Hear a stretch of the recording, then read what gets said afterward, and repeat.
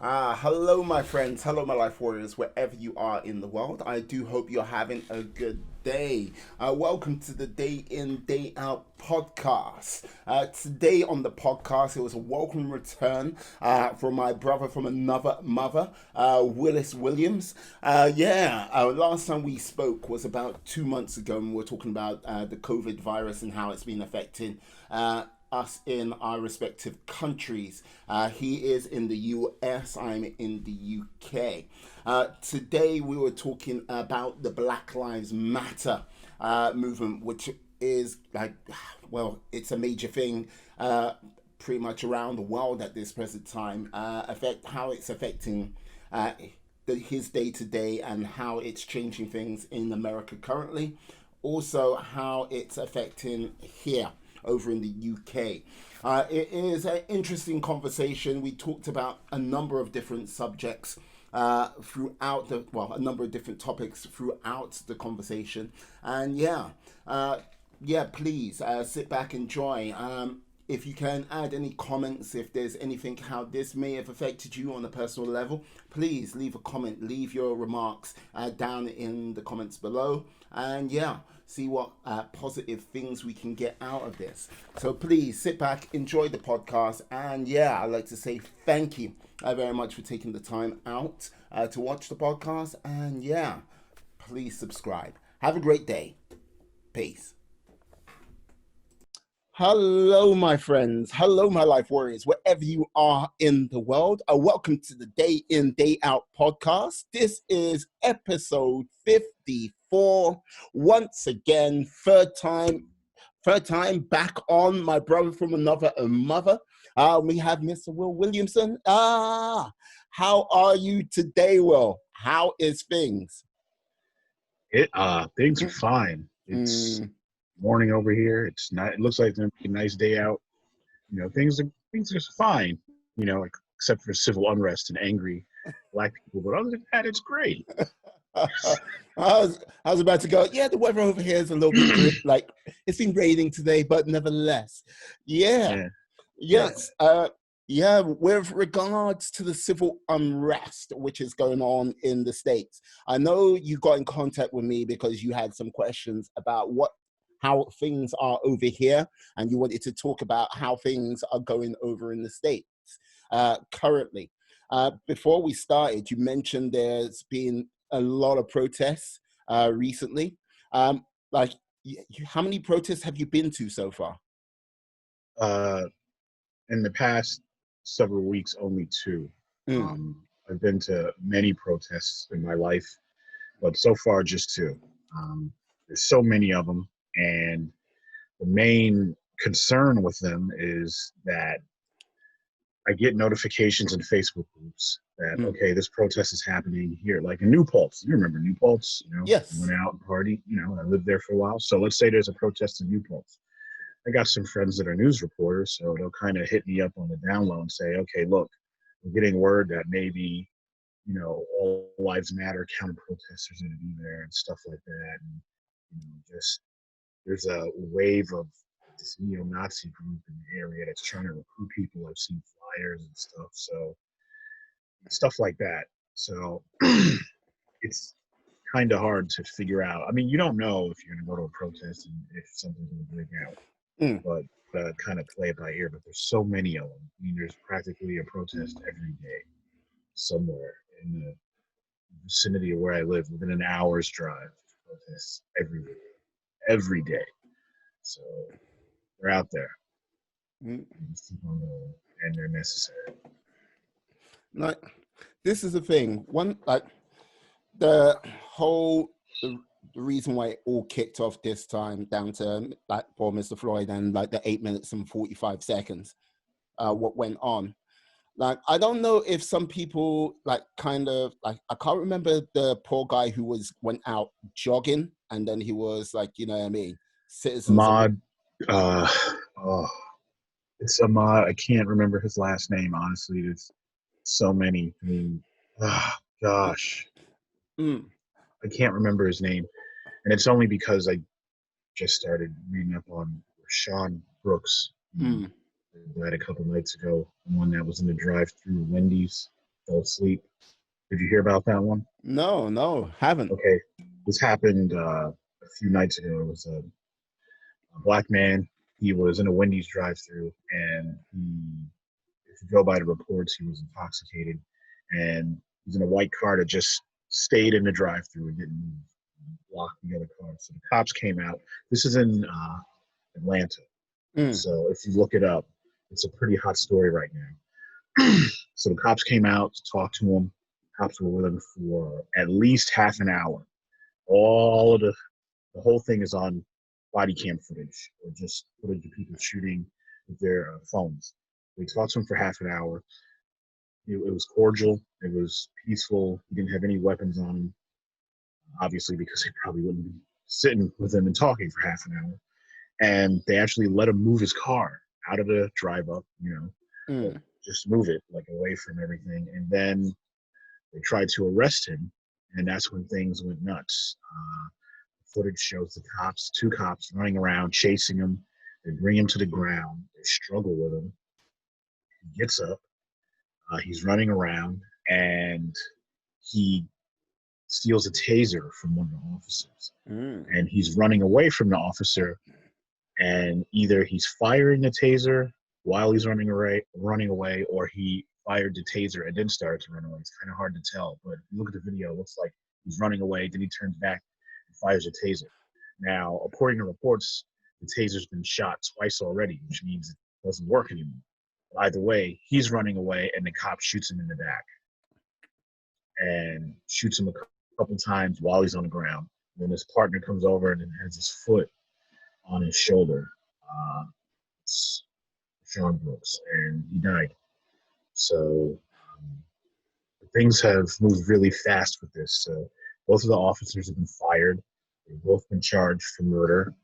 The one officer that didn't shoot, rumor has it, or reports anyway, that he's going to testify against his partner. Now, if his partner's charged with murder, so if he gets convicted, he could get life in prison, which is a huge thing because this would literally be the first time in this country that a white cop has been charged with murder and will go to prison for life for killing a black person. That literally will be history. So that's a really big deal. But the charges, they got charged yesterday. So what happened after that was that cops across Atlanta did what's called the blue flu. So basically a whole bunch of cops called in sick, saying we're not going to go to work because we support these two cops that have been fired. So I haven't seen the news yet today. I'm just kind of curious.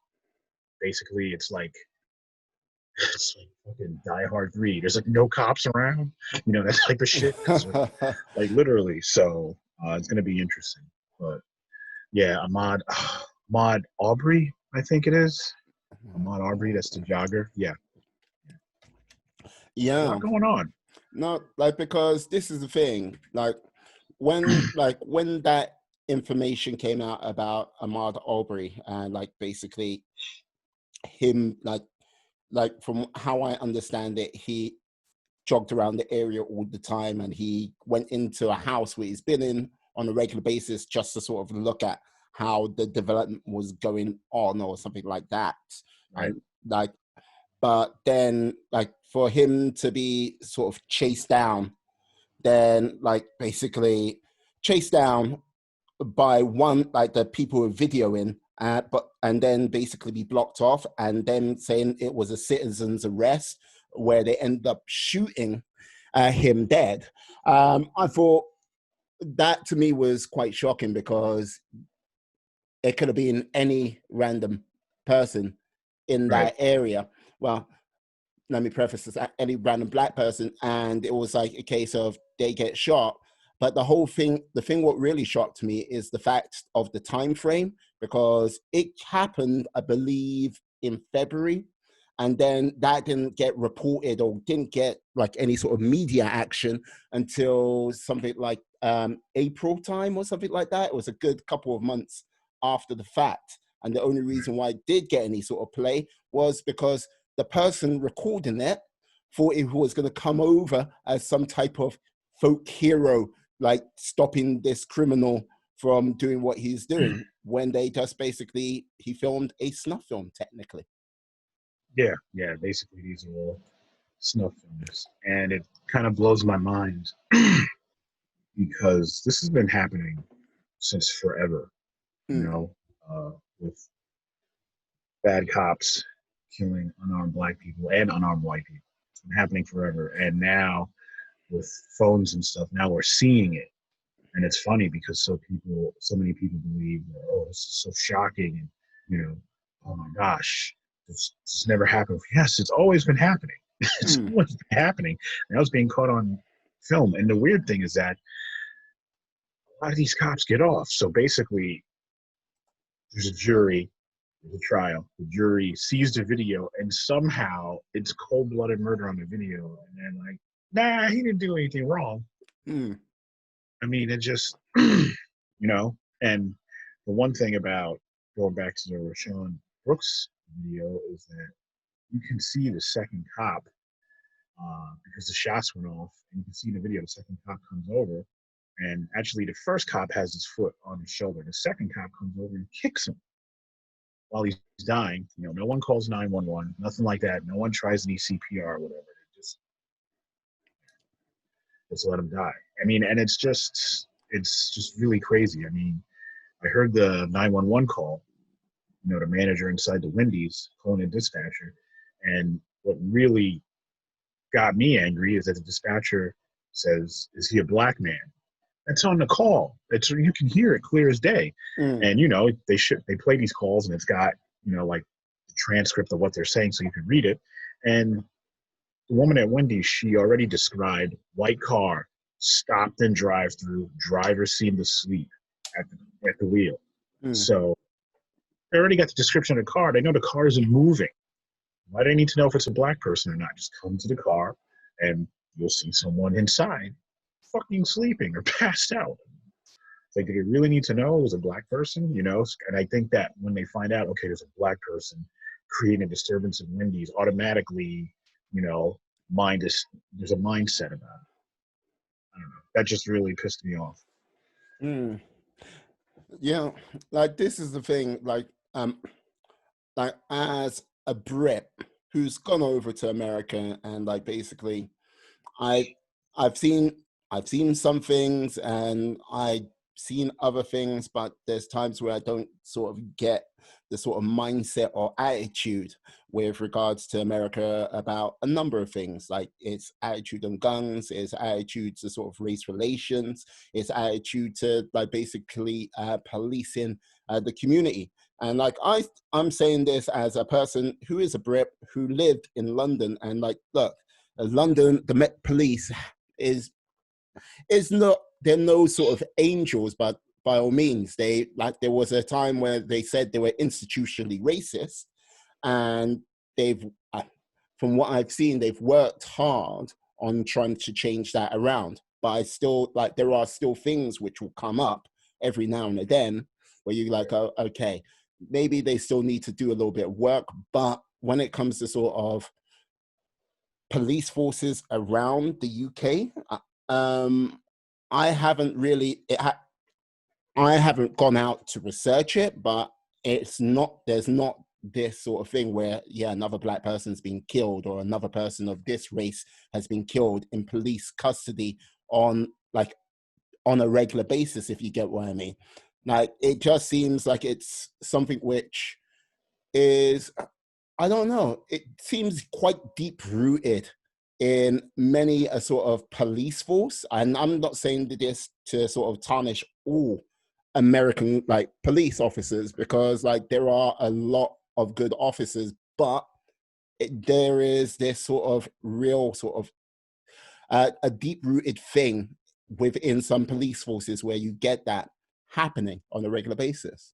Yeah, I mean, I know a lot of good cops. I know a lot of, NYPD, state police, sheriff's department. I know a handful of really good cops, but I mean, there's bad cops in everywhere. Every job. There's bad teachers, there's bad lawyers, there's bad doctors, there's bad cops. The problem is the bad cops are protected and shielded by their own, and they just stay in there. I Mm. mean, it's kind of funny.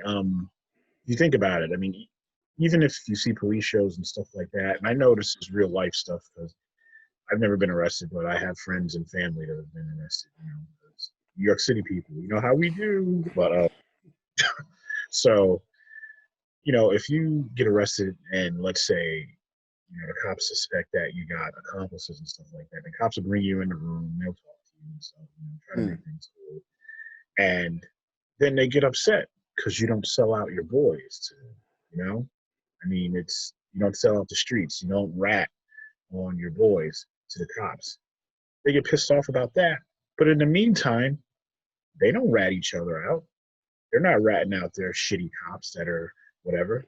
So, you can't rat out shitty cops that could possibly kill someone, Mm. but you're pissed off that the streets won't rat out the streets. You know what I mean? Mm. It's funny. It's like basically cops are trained not to trust the public.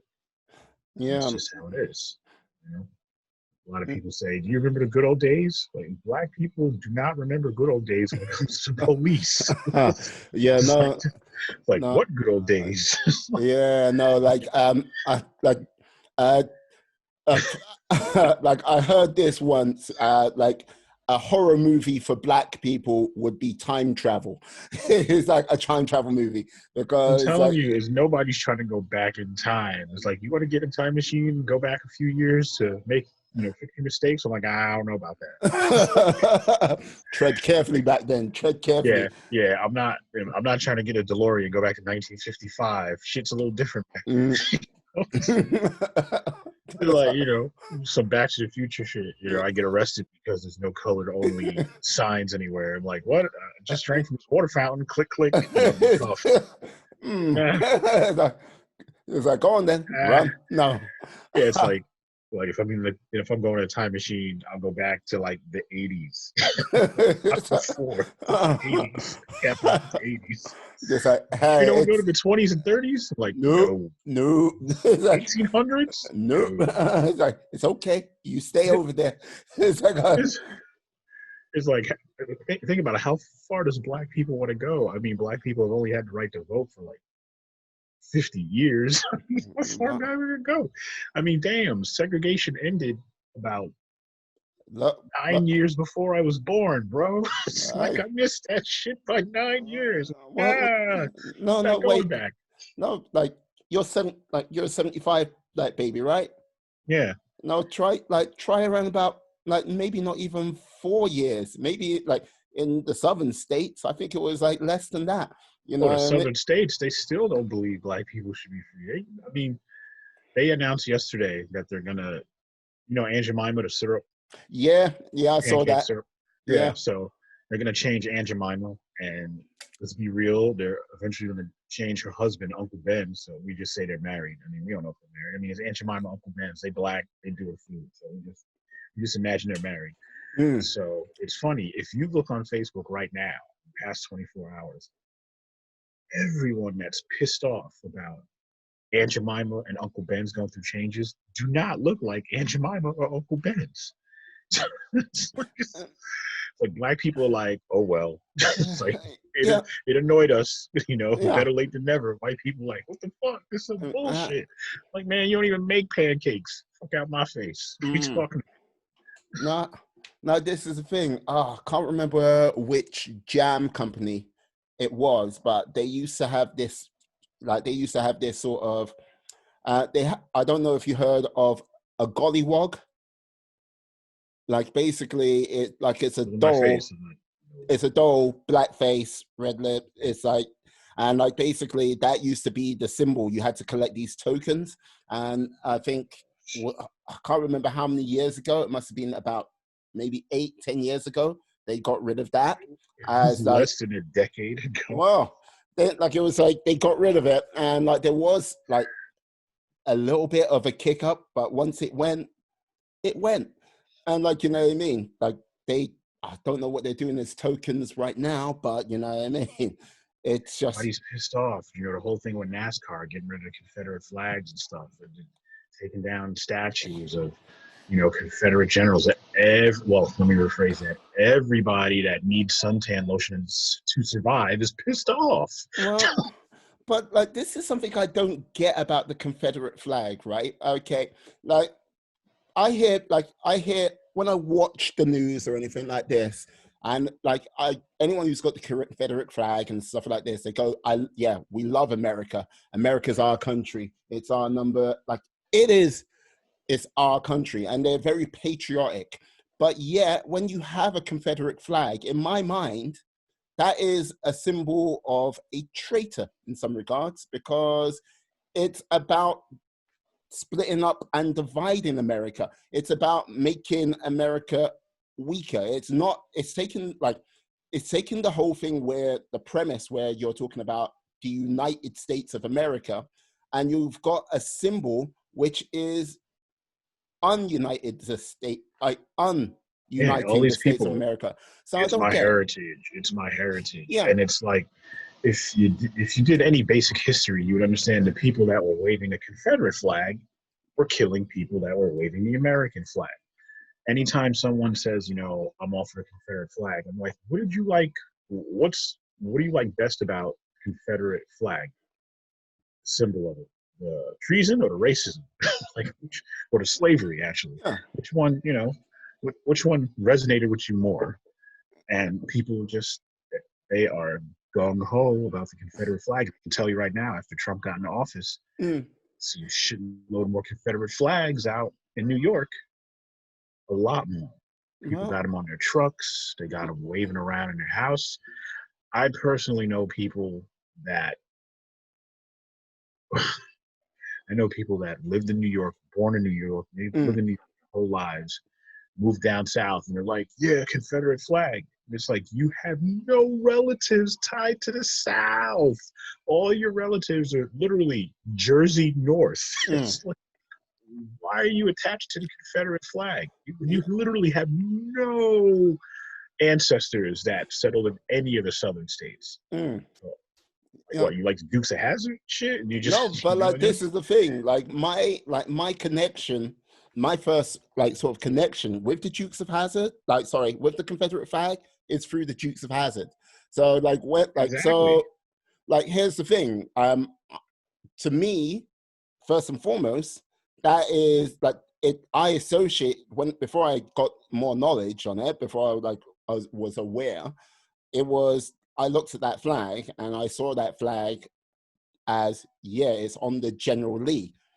So you get what I mean? General Lee. Yeah. I had no idea what General Lee was at the time, and like it's a case of I remember when I was a kid, I thought it was a car. Yeah, but precisely. And I don't know remember history. You're a kid. Like, General Lee's a car, right? It's the orange car, the orange Dodge car. I'm like, no. Yeah, no. And like the whole thing is, I remember maybe about 4 or 5 years ago, like I was having a discussion with someone on Facebook, and like it was like, and I go, and they went, yeah, what about the Dukes of Hazzard? I was like, when you forget about, so disassociate something with what it is, and it was like, I was like, yeah, it did have the Confederate flag, and yeah, it was called the General Lee. I was like, it's, you know what I mean? When you know. But at the time, like, yeah, it was completely different. And if you, who was the guys who did the Dukes of Hazzard film? Like, maybe 8 years ago. Johnny Knoxville and Sean Williams. Yeah, but it still had the Confederate flag on it, and it still was called the General Lee. And look, I know that some time has gone by, and you can go, there's a sort of realm of innocence back then. I don't know Was how. there really? Well, it's about 8 years, so you kind of like go, yeah, maybe, really? maybe you should really sort of take a look at what's at yourself, and this is with the realm of Hollywood, because like I don't get those guys, because sometimes I think they're a little bit crazy out in that sort of ivory tower world of theirs, well, because it's remake central, so it's already crazy. I don't know, man. It's just It is just nuts here. I mean, is anyone?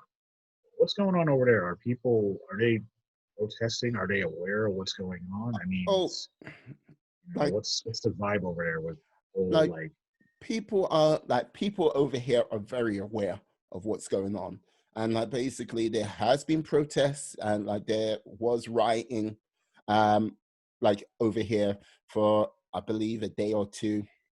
There like basically we have a war memorial called the Cenotaph, mhm, and like basically someone disfigured like the cenotaph, like they did like with spray paint, they put Black Lives Matters on there, but it's like that sort of rubbed a lot of people I know the wrong way because like people of all races, it's the symbol of their sacrifice over the course of the Second World War and basically other conflicts after that, who have like fought and died for the country.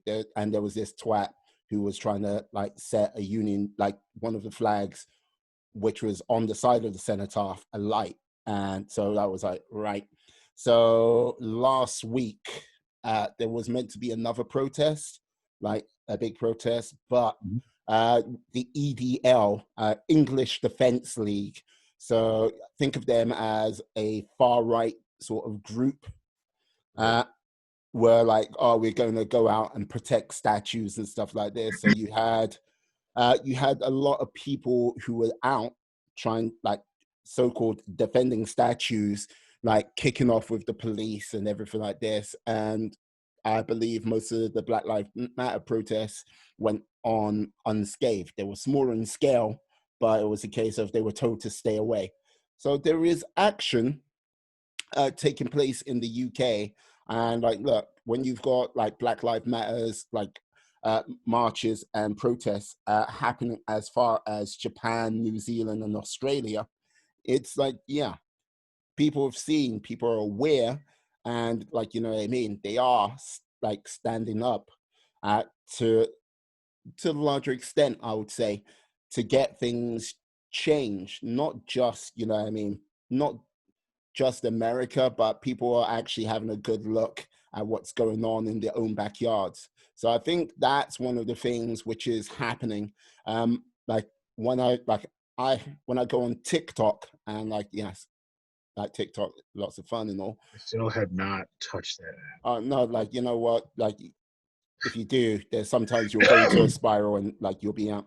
But like Go down a uh, rabbit hole. absolutely. But one of the things which I have noticed, there was a lot of sort of Muslim, like Pakistani lads going on there and like going, talking about, yeah, so if your daughter brought back a black guy, blah, blah, blah, blah, blah, what would your reaction be? Would it be like, That yeah, should fuck be her? interesting. So it was like, there's a lot of sort of reflection upon that. And I think on a greater scale, I would say there are more people aware and like they are taking some form of action. I don't know what that action is going to lead to in the long run. Right. And like, but right now, like people are protesting, and yeah, I think it's going to be like that for the next few weeks.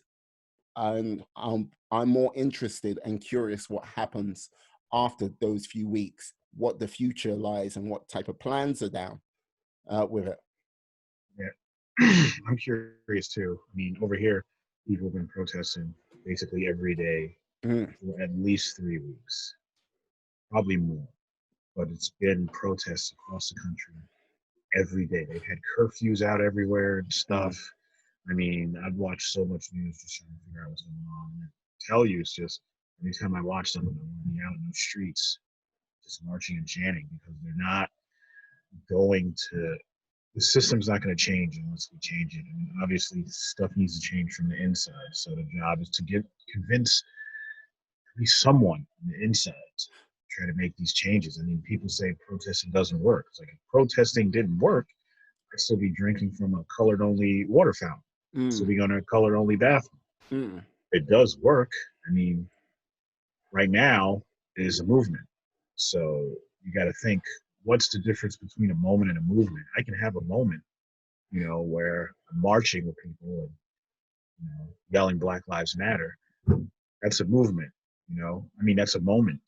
the movement requires sacrifice. That's the difference between a movement and a movement. So think about, MLK, Malcolm X, they led movements which they sacrificed in the end their lives. And you got to be willing to sacrifice. I'm not saying you got to die for the cause, but right now people are dying for the cause. So just in the past few weeks, there have been reports of, I can't remember how many, I want to say 6 or 7. I got the info on my phone.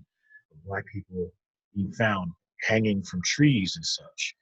So Black people are being lynched in the past few weeks. Their bodies are being found, and all of them are ruled suicides. Really? Really? Black people are just hanging themselves from trees? Mm-hmm. Especially, strange fruit. Yeah, strange fruit, exactly. Shit, Billie Holiday went broke singing that. She sang that, she refused to not sing that song at a club, I think it was, and just went downhill from there. So she wound up, dying broke. She was like, no, I'm singing this song because it's relevant. Like, this is the thing. Like, maybe it's just my ignorance or whatnot, but like, there, like, with regards to, like, if there Black Lives, I don't know if it's a chapter or organization in the UK, there is no sort of form of clear leadership, if you get what I mean. Like, sort of an organizing voice of, like, this is what we're going to do. Like, say with like, I'll use American history with Rosa Parks, and like her not getting up like from the bus seat, and then basically the civil rights movement went, okay, you know what, this is what we're going to do. Everyone don't take the bus, everyone walk to where you need to do, and then basically... And they crippled the Montgomery bus system. Exactly. Yeah. And we need to do that. It's Black spending power in the United States is over $1 trillion annually. It's $1.3 trillion. Boom, there you go. And Black dollars matter. Why do you think now all of a sudden NASCAR and the NFL now, like, we're sorry, Colin Kaepernick? Really? Oh, really? yeah. Why is that? Everybody's jumping on the bandwagon. You had Starbucks last week. Starbucks was preventing baristas from wearing Black Lives Matter stuff, even though on their website, we support Black Lives Matter. News came out, and about 24 hours later, yeah, we're all the Black Lives Matter stuff you want. We're Starbucks, Frappuccino, bitches. Yeah. That's basically, okay, so we got all these companies, right? And on the surface, like, Black Lives Matter, we support Black Lives Matter, whatever. I mean, Facebook's like, we support Black Lives Matter, but at the same time, Facebook is allowing extreme right-wing groups to flourish on Facebook with no penalty. I can go on my Facebook page and say white people are bad, and I'm in Facebook jail for like 2 or 3 days. Meanwhile, there's actual groups on Facebook, hate groups. I've reported a shitload of them, and it's like they don't violate the standards, the community standards. Really? Yeah. Really? Like, look at the screenshot I sent you. They put the N-word in there 5 times in one post, bro. Nah, it's all good. But all of these companies, they are saying, we care about Black lives. And I don't know if you saw my video like on Facebook. It's one of those, like, I'm so frustrated I got to shoot a video, which I really don't fucking do. But right now, if you're Black working in a company, 2 things. One, if you are the only Black person working in a company, which I've been several times, find a new company, because especially now, because they have no way of trying to support what you're going through. And in some cases, they just don't care. So I know this sounds hard, especially with Corona and shit, and everybody's unemployed, but if you can find a company where you're not the only Black person there, from personal experience, I'm telling you, where you put out your views of how you think there's some racist shit going on and it gets brushed under the rug, go to another spot, go to another place. Also, Black people, since companies are willing to listen, this is probably the first time that you can get a group of Black people together and ask for things that you never could ask for before, just to make the workplace comfortable. Maybe, you've been overlooked for that raise or that promotion all this time. Get all the Black people together and just be like, look, we have demands. You see what's going on right now. We have demands, because companies are willing to listen. They're so afraid not to offend Black people right now and losing Black dollars. They will listen to you. All you need is like one press release to go out, like, yeah, I work for this company, and they don't support black people at all. And watch those black dollars disappear. The companies don't want that. They Mm, love that black money. I So hear this you. is an interesting time. Right Yeah. now, if you're black working at a company, get your shit together and make demands. They'll listen. Whether they'll do it or not, I don't know, but trust me, they will listen. They never have before. Right now, they will listen. They don't want angry black people in Mm, the workplace. no, like I hear you. I hear you. And with regards to how you said that, like make your demands, like with regards to that, like I know some people like, oh, is that going to be like some form of intimidation down to what it is, or if it's a case of like, yeah, I would say put forward the like good concise arguments of what you've been doing to sort of add value to that company and go, yeah, I think it deserves a raise this way, that way. I know I've been overlooked time and time again, but when when you say demand, it's like, yeah, you, you Yeah, I understand mean, what? it doesn't have to be demand, but it's like bringing something to the table. Mm, I mean, if you work for a company and they're all over social media and all on a website and yeah, putting out, we care about Black Lives Matter, then you need to put your fucking money where your mouth is. So if you're uh, black in a company and you feel that you've been underrepresented and you mm, feel that, you know what, I'm qualified for these positions of power, these promotions that I can get, and I'm getting overstepped all the time. Or maybe it's just a hostile environment. Maybe you got a couple of employees that say some really racially insensitive things, and you go and to HR and talk about it and they kind of brush you off. Now they're going to listen. mm, What's going on now? People are in the streets right now because of racism, police brutality. People are out there chanting. They're getting gassed. They're getting, beat up by cops. They're getting locked up. They're going through all that. They're making that sacrifice. Like I said, moment of movement. Moment in a movement, and making that sacrifice. So get your heads together and try to come up with a plan. I'm just saying the companies are going to listen now. I mean, mm, just like the NFL and NASCAR. NASCAR getting rid of the Confederate flag, they pissed off their whole customer base. Literally.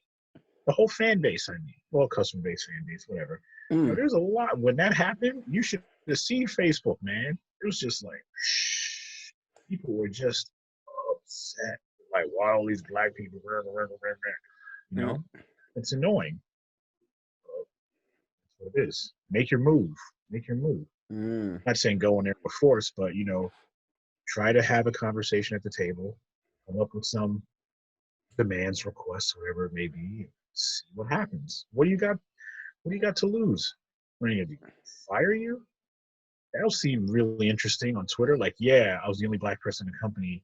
I talked to HR about, how it can make it comfortable for me as a person of color, and they fired me. Like, it's not going to Mm. be a good. It's not going Oh, to be a yeah, good yeah. look. Mm, Yeah. Bring a lot to the table, but sometimes the cynical side of me sees that black people in this country only have two purposes. One, to entertain people, mm-hmm, sports, music, movies, whatever, make you feel good. And the second thing is to make you money. Sports, music, entertainment, whatever. That's how it seems. That's to me, that's what it seems when black people are valued. You're making me laugh or you're making me dollars. And I don't see anything that convinces me of otherwise. mm. But I'm a Yeah, cynical New Yorker. That's just me. yeah. No, I think one of the things which I think needs to change because look, with regards to like the US, like yeah, the black community spending power is 1.3 trillion dollars. In the UK, it's 300 million pounds. And like, you know what I mean? Like to put it into context, we spend 52 billion in the UK on defense alone. So six times the defense budget. Like I think one of the things what needs to be sort of focused on with regards to some of the black community is like starting to build businesses, build like sort of like community resources up. Because here's the thing, um, if you look at the world's number of billionaires, there's like something like 15 black billionaires in the world. And like, you know what I mean? I think one of them is a woman, and I believe that woman is Oprah Winfrey. I might be wrong about that, but if you only got 50, might be right. yeah, but if you only got 15 like black billionaires in the world as a total, it's like, what the hell? What's going on? And like the whole thing is, without sort of building up businesses, building up sort of new sort of systems, building up sort of media with regards to it, you're not going to get a lot of change, because that 1.3 billion, which is in the US, it could be 2 trillion, it could be 3 trillion, it could be so much greater than that. And it comes down to, look, if you kind of look at any major tech company, like if you take a look at your Google, YouTube, Instagram, any sort of social media platform, I'll bet you dollars for donuts, I doubt if the first 5 employees in most of those companies was a black person. Right. And like, it's just like, there has to be some type of change. And like, one of the reasons why on my podcast, like, I've interviewed a number of ladies who do STEMs, science, technology, engineering, maths. Is because those are things which are going to be sort of vitally important in the sort of new wave of businesses and technology. And yeah, more black people being involved in that has to be a good thing, not a bad thing. You got a podcast? No shit. How can I get on it? Well, like, you're sitting on it right now. You've been on it a number of times, bro. You've been on it a number of times. I thought they were just conversations that you're randomly videotaping. Well, you know what? Yes, with your knowledge and permission. You've actually even promoted them. So yeah. I don't know of what you speak. Okay. God. Yeah, well, I mean, there's an upsurge of black-owned businesses in the U.S. You know, getting dollars, getting, you know, recognition. I mean, if I get a nickel every time I see something on my feed about the list of, you know, major black businesses in the country, you know, I've shared many of those things over the years. Like, yo, check this out. You live in a city, boom, boom, boom, right here. Like One United Bank is the largest black-owned bank in the United States. I mean, it's just, we got to have our own businesses. We got to spend our own money in our own businesses, and it's basically how we're going to flourish. You know? And right now, the way things are, black businesses are seeing the benefit of that. I mean, they should have seen the benefit from the beginning, but now they're really seeing the benefit of it. And I mean, I think there's change coming. So it's just, people are mad, man. I mean, we're dying in the streets. It's just, every time someone says all lives matter, basically, to me, and probably a lot of people who think like me, automatically think, okay, so all lives matter. So basically, you don't care enough about what's going on with us specifically, like, because it's not happening to you, it's happening to us. So when we say Black Lives Matter, somehow that offends you, you know, and now we got to placate to your insecurities, and then that's when all lives matter comes out. Yeah, if Black Lives Matter is so bad, how come there's so many white people in it? You know? And there are chapters. There's 8 chapters in the U.S., I believe. Obviously, it's all different leaderships, all different, you know, ways that things are ran, but the goal is the same: stop police brutality in the United States against people of color. You know, and it's Black Lives Matter New York, Chicago, and I think there's even one in Canada. I mean, they're spread out all over the place. And all lives matter. I mean, it's just, it was only created because Black Lives Matter was out there. You know, when a black person is killed by a cop, I don't see all lives matter marching for anybody. The only time I see all lives matter is if there's a Black Lives Matter march going on. So what's that all about? And then you say all lives matter. If all lives matter, you should be more angry than us about black lives getting killed. But you're not. It's basically what it is, you know? And Black Lives Matter has advocated for white people. movements. Zachary Hammond, Mm. West Coast, and stuff like that. There's like a handful of them, like Black Lives Matter. They're out in these streets speaking for anyone that's been killed by police, specifically unarmed people killed by police. But we're out there, we're screaming. We're screaming this. You say all lives matter, it's like going to a breast cancer benefit and saying, what about all the other cancers? You know? Or you're at someone's birthday party, like, don't forget, I got a birthday too. It's not about you, bro. It's not. Mm. So it's I don't know, all lives matter is just very interesting. Because you never hear from them until Black Lives Matter comes out on the streets, and all of a sudden all lives matter. It's like, Yeah, but no, that's the thing. I don't think all lives matter is a thing over here, and like don't, I haven't actually seen any sort of news reports or seen any all lives matter like thing. I went to a protest a couple weeks ago, and it was a great protest. It was peaceful. It was organized by middle school and high school kids. Mm-hmm. So it's something pretty cool when you've seen a couple hundred white kids out there screaming Black Lives Matter and shouting out the names of Black lives that have been killed by police. And keep in mind, these kids, this next generation, they're woke. You know why? Because they're used to people coming in and shooting up schools. So they have to be woke. We didn't have to worry about that when we were in school. You know? You got like 11 or 12-year-olds that are just like dropping knowledge. I'm like, damn, they want to learn. But anyway, so I'm at the protest, and this old lady comes right at me with her All Lives Matter sign in my face. I said, yeah, All Lives Matter is great, but guess what? You can walk down the street and not have to worry about getting shot or harassed. I can't. You get pulled over by a cop. What's inconvenient for you? Getting a ticket. For me, that's the best outcome, getting a ticket. If I get pulled over, the first thing I'm thinking of is this just going to be a ticket, or is it going to be something else? Am I going to be a hashtag today? That's some real shit you got to think about. Being Black in America. I'm not trying to be a hashtag. I'm just trying to go out, handle my business, and get home. That's my job, to get home safely. That is the job of a Black person in this country right now. Get home safe.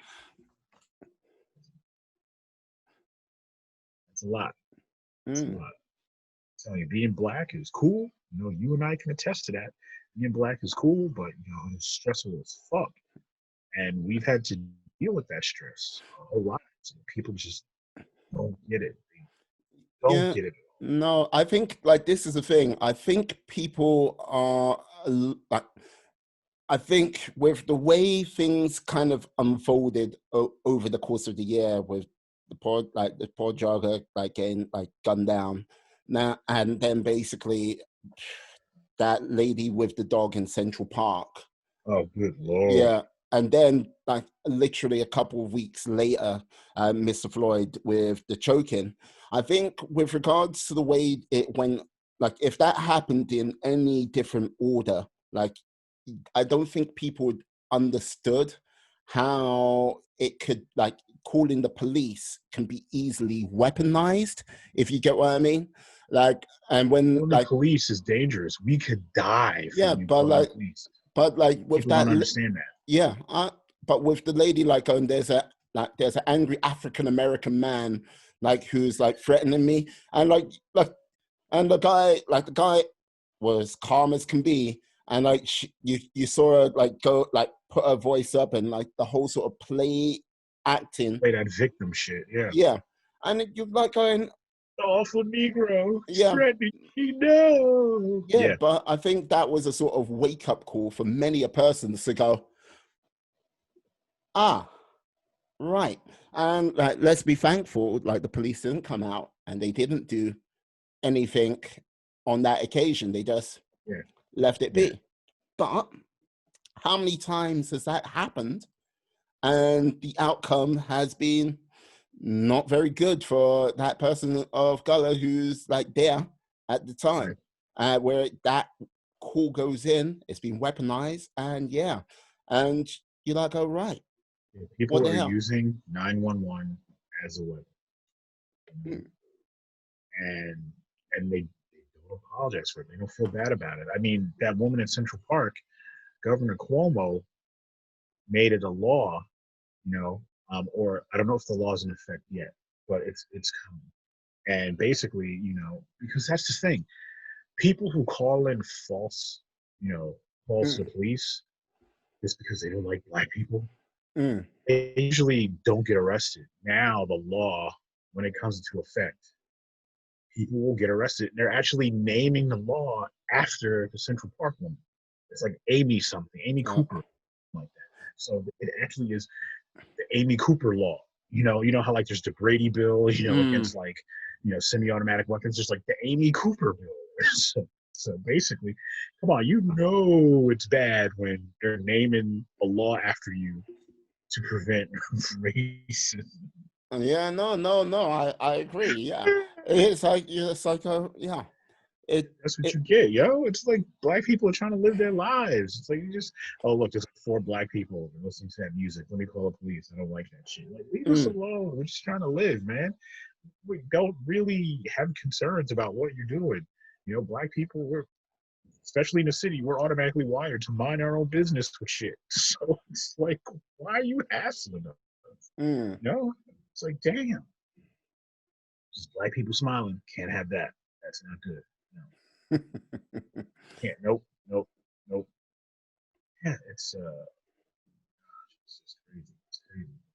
But mm. I'm really curious to see what happened with, answer with all those cops. And they said that the cops might call in sick again today.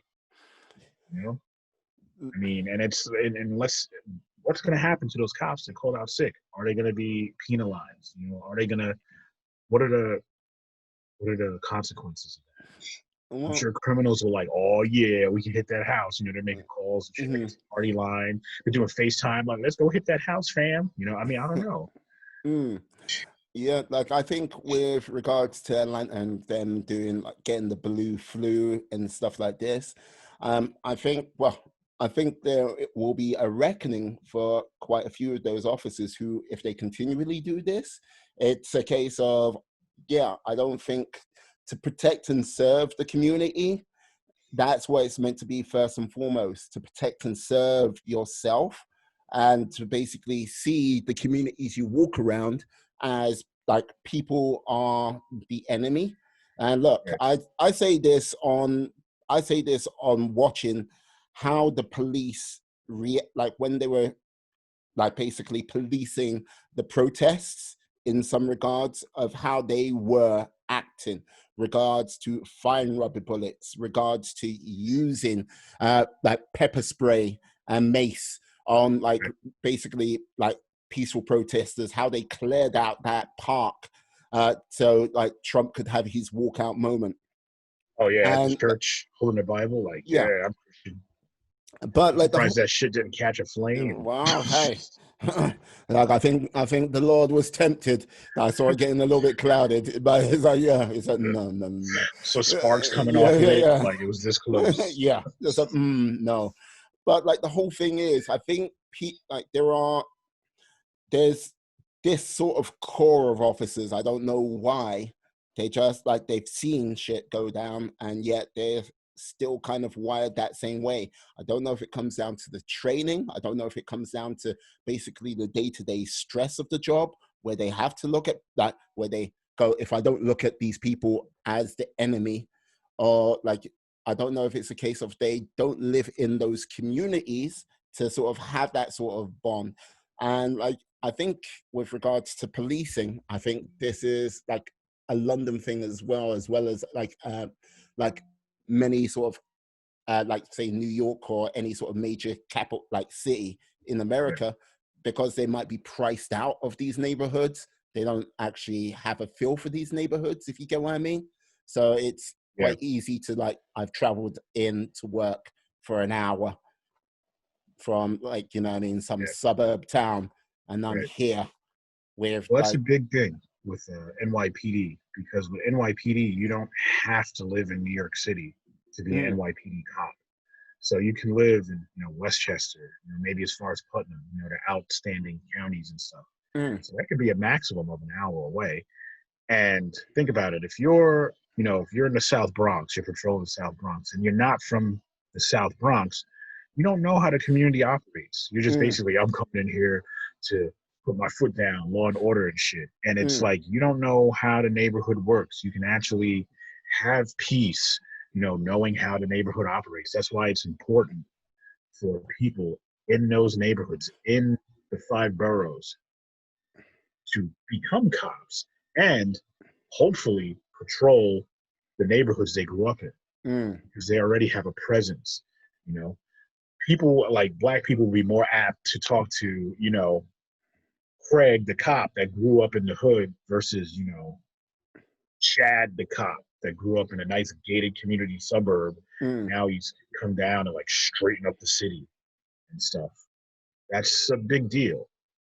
Um, Mm. I think that's where a lot of the disconnect is. So you Yeah. got a suburban dude trying to handle urban procedures in an urban neighborhood. Mm. What wrong could happen? Yeah. And like something which I don't like, I don't know how long police training is over in the States, or Not I think, long enough. yeah.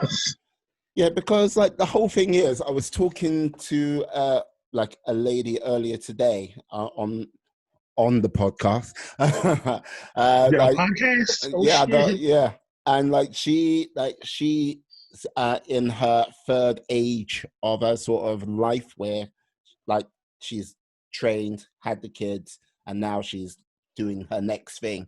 And like she was doing, like she's taken 2 courses to become a sommelier. Guys tasting Yeah. wine in Yes, I cannot restaurants. pronounce that word, but Yeah, there was a time I wanted to be that. that, yeah. But like to do 2 of these courses, it's like the first, like the level 1 6 months, the level 2 6 months, and like you've got to do, I think, 5 levels. So you know what I mean, to be a fully qualified sommelier. Yeah. And like that is someone who tastes wine, and well, you know what I mean, recommends wine in a restaurant on a day-to-day basis. So the So training for that is considerably longer than walking the streets patrolling with them with it. precisely. So I'm not too sure if it's like half a year to 8 months training, what they've got to do for police officers. But you think, yeah, if they're training for a year, and then you know what I mean, every out of every 5-day week they're getting a day's training on top of that continuously, I can understand that type of system. But I don't think they've been training for a year. And I think the on the job training is once in a blue moon, if you get what I mean. Like I we're don't know going, the procedures of yeah, training. I think they're definitely trained to kill. I think, or just, you know, these bad cops can't just wait, just die and like kill somebody. Just to have that rush or that feeling. It's like all the things are the same. It's they all say the same thing. All these cops that kill, unarmed black people, they say the same thing. I was in fear for my life. If you're in fear for your life so much, maybe you need another job. mm, And if he was coming at me with something. If you shoot him in the leg, it's kind of hard for somebody to attack you when they're on the ground mm, clutching your leg. You don't need to put 3 in their chest or 3 in their back.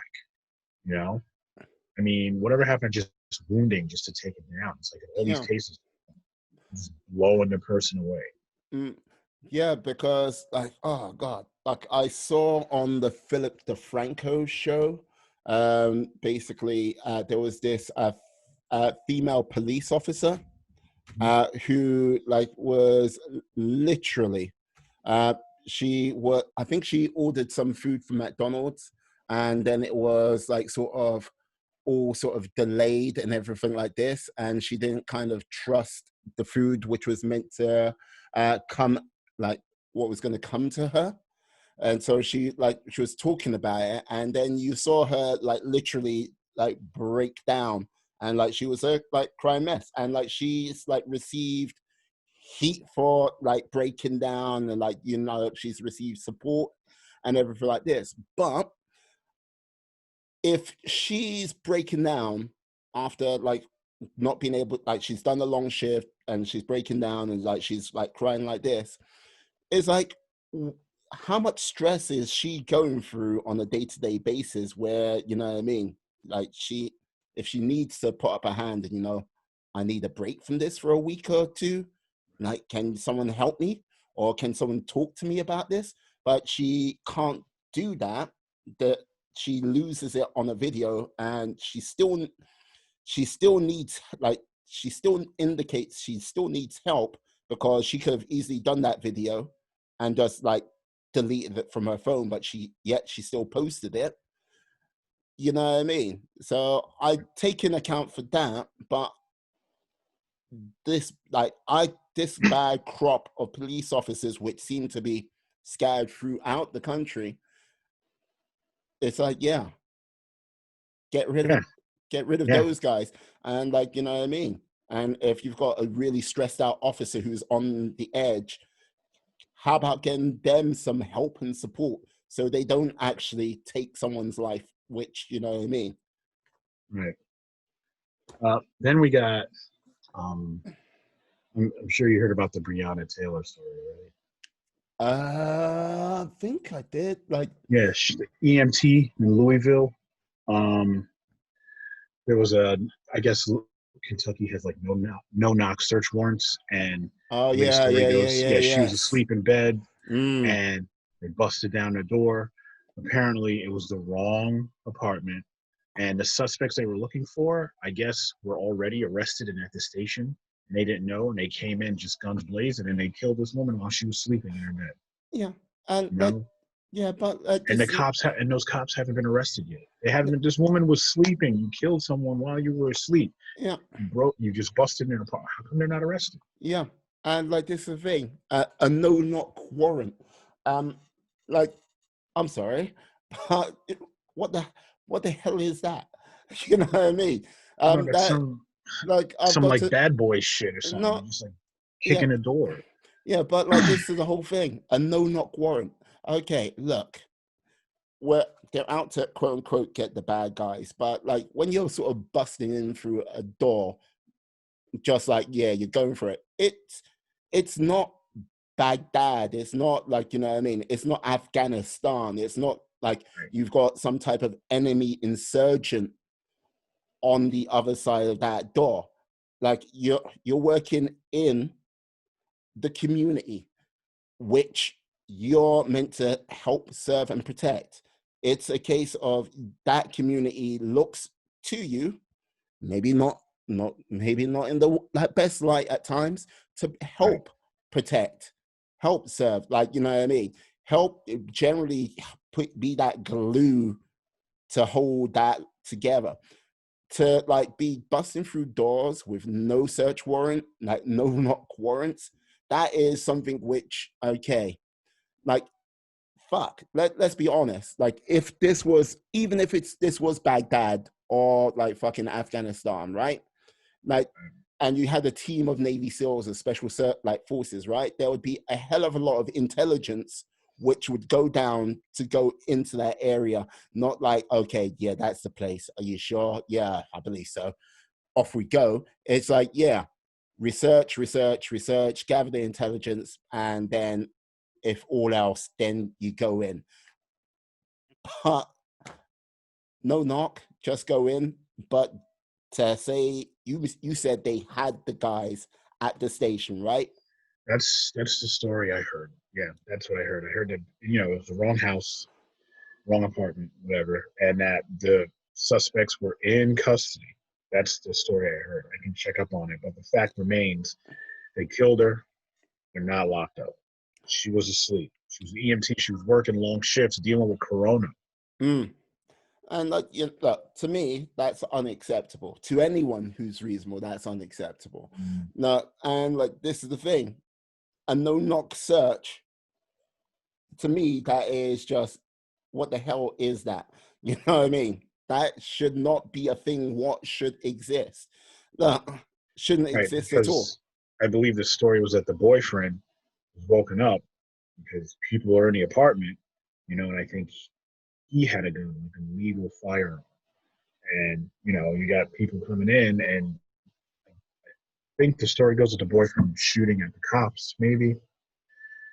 I got to double check that. It's hard keeping up with these. It's like almost every day. Mm. it's like a black person killed by police, Mm, which probably is every day.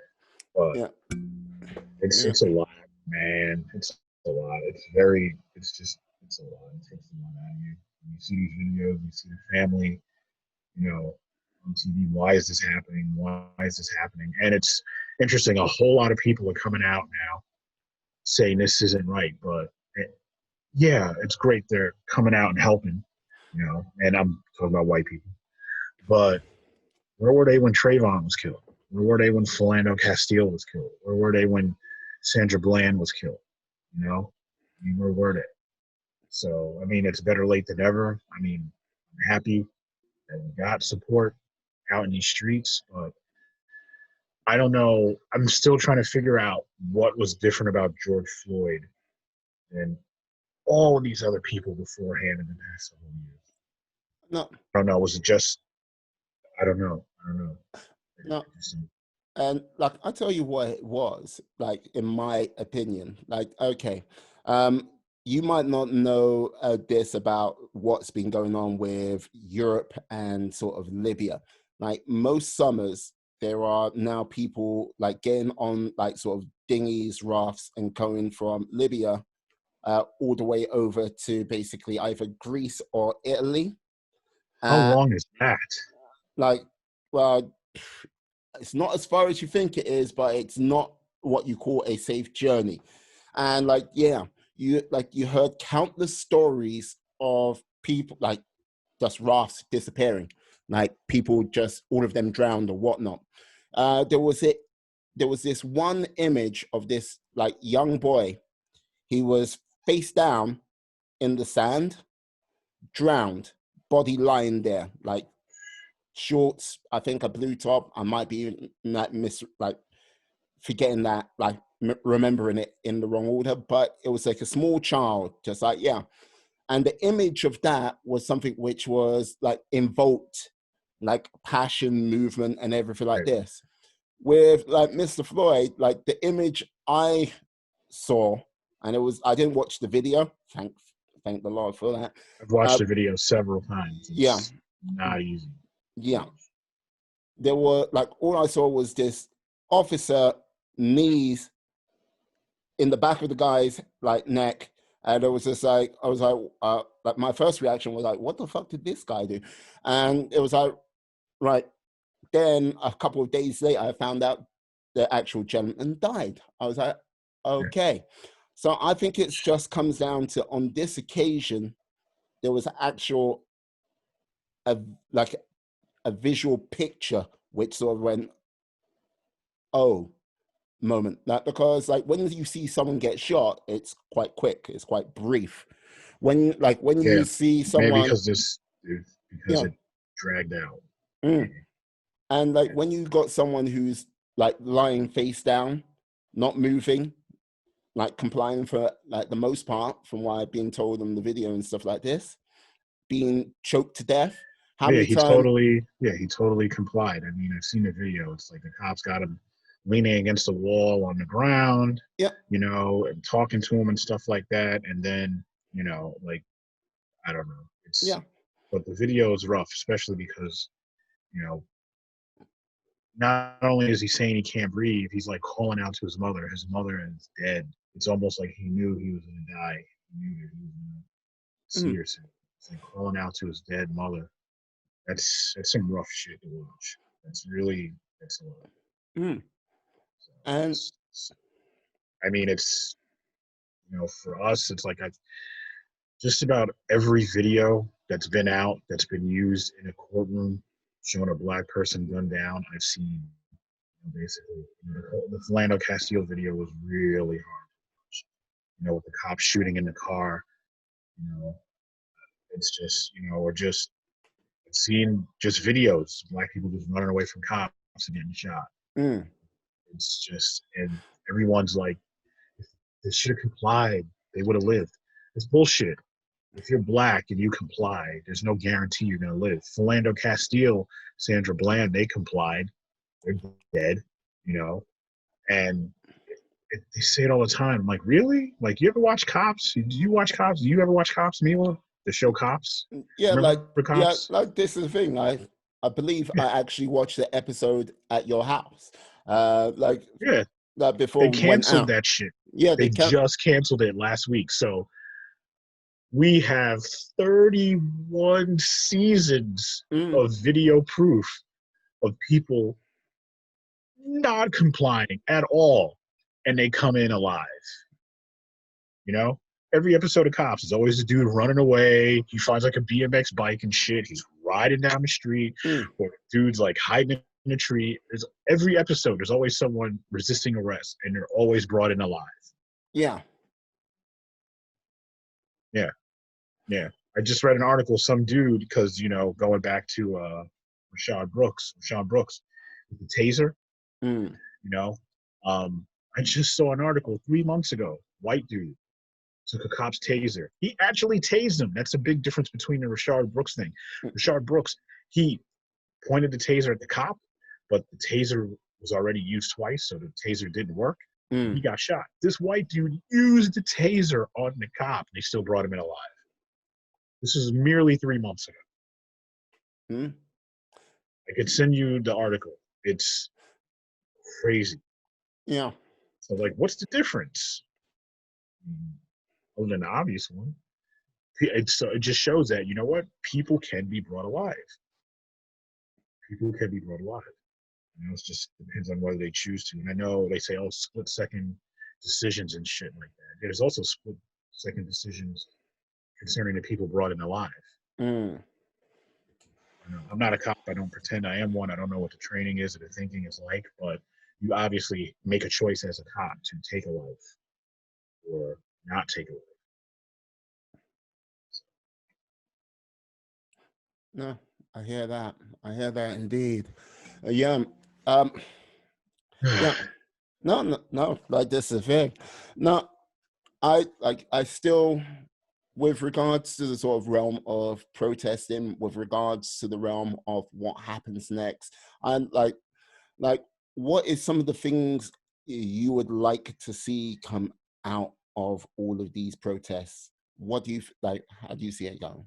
Well, I mean, we need to see police reform. We need to see Obama was working on that, and someone came in the White House after him and shut that shit down for the most part. I'm not going to say names, Mm, say but his name too many times. yes, it's like Candyman. You say Yeah. his name 5 times in the mirror, he appears behind you and shit, holding the Bible that might catch fire. Um, um, there needs to be a national database because basically, if you're a bad cop and you kill someone and you get fired from your department, you could get another job in another department. It's not like you're blacklisted. It's like, oh shit, I got fired from this place in Philadelphia. I'm gonna move to Arizona and be a cop there. They Mm, don't know me, and then whatever. And even if they do know, it doesn't necessarily mean they won't get the job. There needs to be a national database so that way, because cops they're not facing consequences. They're already not going to jail for killing mm, people. So get them in jail, take away their pension, take away their retirement, find them, you know, and put them in a database where they can't get another job as a cop in the country. That's basically what we're asking for. That's not a lot. That's mm. not a lot, you know. I mean, if a cop kills somebody, wouldn't you want them out of a position of killing more people, or do you just not care that much? Yeah, like this is the thing. Like I hear that, and like the thing is, with regards to the cop who like killed Mr. Floyd, and like this is the thing, he had, I believe, 17 complaints against him, Yeah, and like yeah, here's the thing. Okay, look, even if it's a case of, yeah, you look at it over a course, like there's a time limit on it. If you get a complaint, like if you get 3 complaints within a year, it's like, yeah, there are severe repercussions, like, and you get like reassessed about keeping your right. job. If it happens, say, over the course of like, say, 3 years, it's not so much because, you know what I mean? There are, don't get me wrong, I'm not saying the public is like this sweet, innocent, like lamb out there, because there are some people which will say shit, you know? Mm-hmm. But like there has to be some type of system where, like, yes, if you get a number of complaints like in the space of like a year, 5 years, 10 years. But Right. like when you're like talking like 17 complaints and you're That's a talking, lot, man. yeah, no, but it is a lot. And you're talking over, I don't know if he was an officer for 10 years or something like this, Um, but you know what I mean? That is literally like that's over 2 complaints a year, you know what I mean? Like almost two Find complaints a me a year. job where I can get 17 complaints against me and still work. Mm. Where is that job? Oh, Uh, it's law enforcement, apparently. yeah. Any other job, you get. I know some jobs you get like 2 or 3 complaints, you're out on your ass. You know, there's like 17 Yeah. And like this is the thing. Like, national database. yeah. And like this is the thing. I would go as far as if you got 3 complaints within the 5 years, go, okay, you get reassessed. If you don't like, if you get reassessed and they find you wanting, sorry, but you've got to go. Like, you know what I mean? You've got to go. Because here's the thing, for all those great officers out there who are doing their job well, Right. doing their jobs to the best of their abilities, look, it just takes one arsehole to sort of like really sort of step that up and like, okay, this is what's going on. This is why it's not working. This is the reason why it's causing so much pain to like not like to the Black community, to other communities which go all down, like all the way down. And yeah, one day it could be like, could be it could be a loved one, it could be like a child, who knows? Right. And they need to stop. Speaking of databases, I mean, right now there's a strong movement across the U.S. when young Black kids, specifically young Black males, when they get arrested, you're being told, you know, when the police are offering them water or pens to write shit down, don't touch them, because right now police are making fingerprint databases without the kids knowing. You know, think about it. It's like if they got your prints in the system and you're a kid, basically you're in there, you know, without your knowledge. So, you know, hey, you want a drink of water? No, I'm good. You know, don't touch shit. It's like, oh, you want to write down what happened? No, I got my own pen or some shit. Well, let's be real. If you got brought in, but kids are being taught not to touch anything the police offer you. Mm. But yeah, like damn, that like that seems so like It's like, so nah, much. I just call my Yeah, parents. I'll be cool. Yeah, don't touch nothing. Nothing. that feels like so much more sinister uh, with regards to how it performs. Is that just in New York State, or is that just throughout the whole I country? think it's basically it's kind of like an underground thing that Black parents, are telling their kids, especially in the inner cities.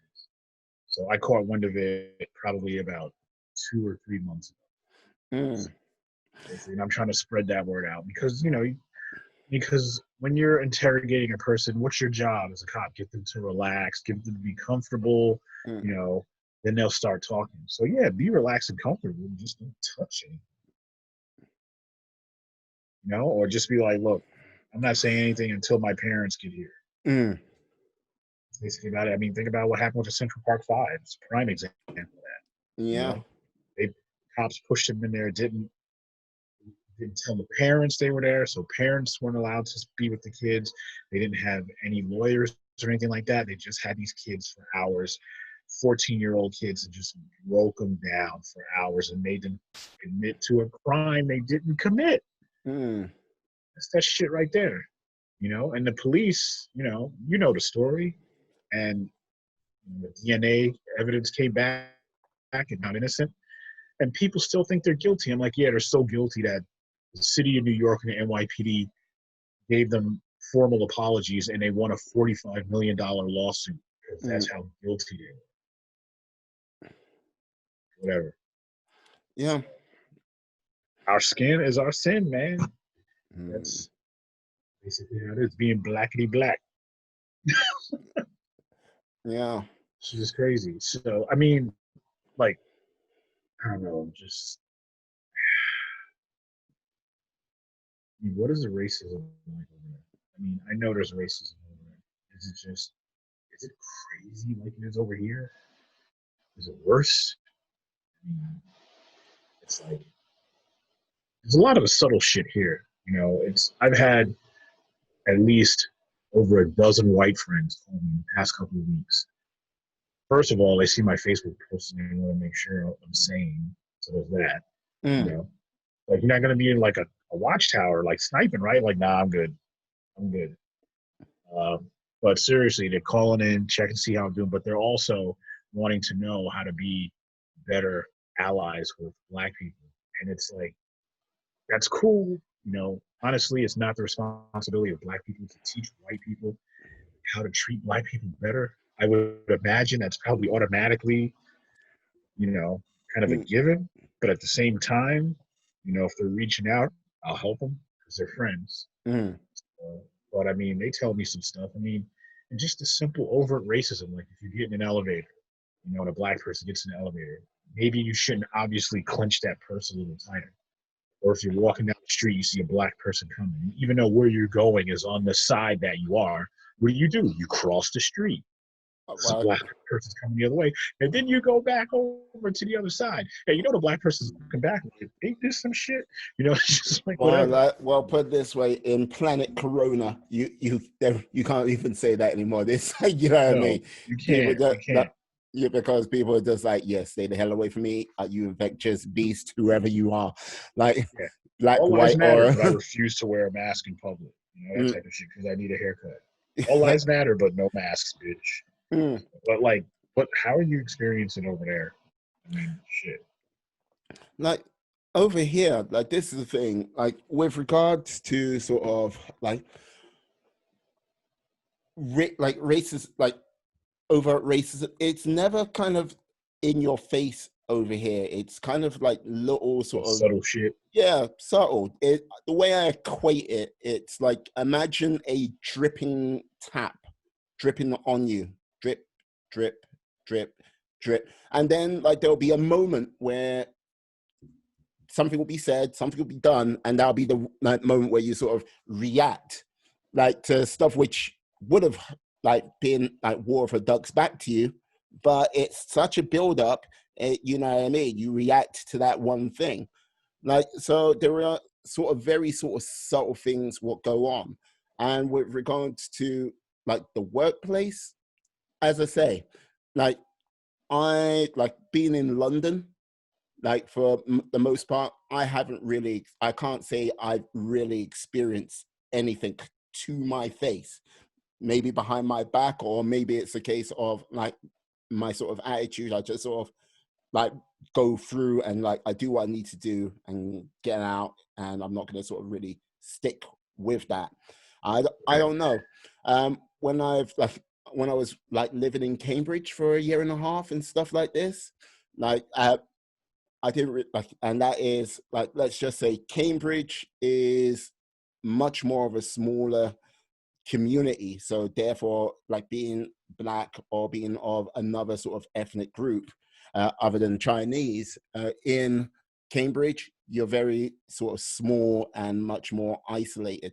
And I've got to say, I didn't really experience anything. The only time I felt nervous is like because at the time I was living near a trading estate with my lady, and like I was like walking. It was nighttime, and like I was just going home, and like a police car rolled up, and I was like, oh, and I was like, okay, police. You're like, what are you doing out here? I was about to go. Okay, here we go. But window came down, like, oh, excuse me, sir. I was like, oh, okay. I immediately said, yeah. Oh, yeah, they're like, we're looking for someone like who's been around, hanging around here, like a Black gentleman with dreadlocks. Like I'm clean shaven all year round, so it's like, so you know what I mean.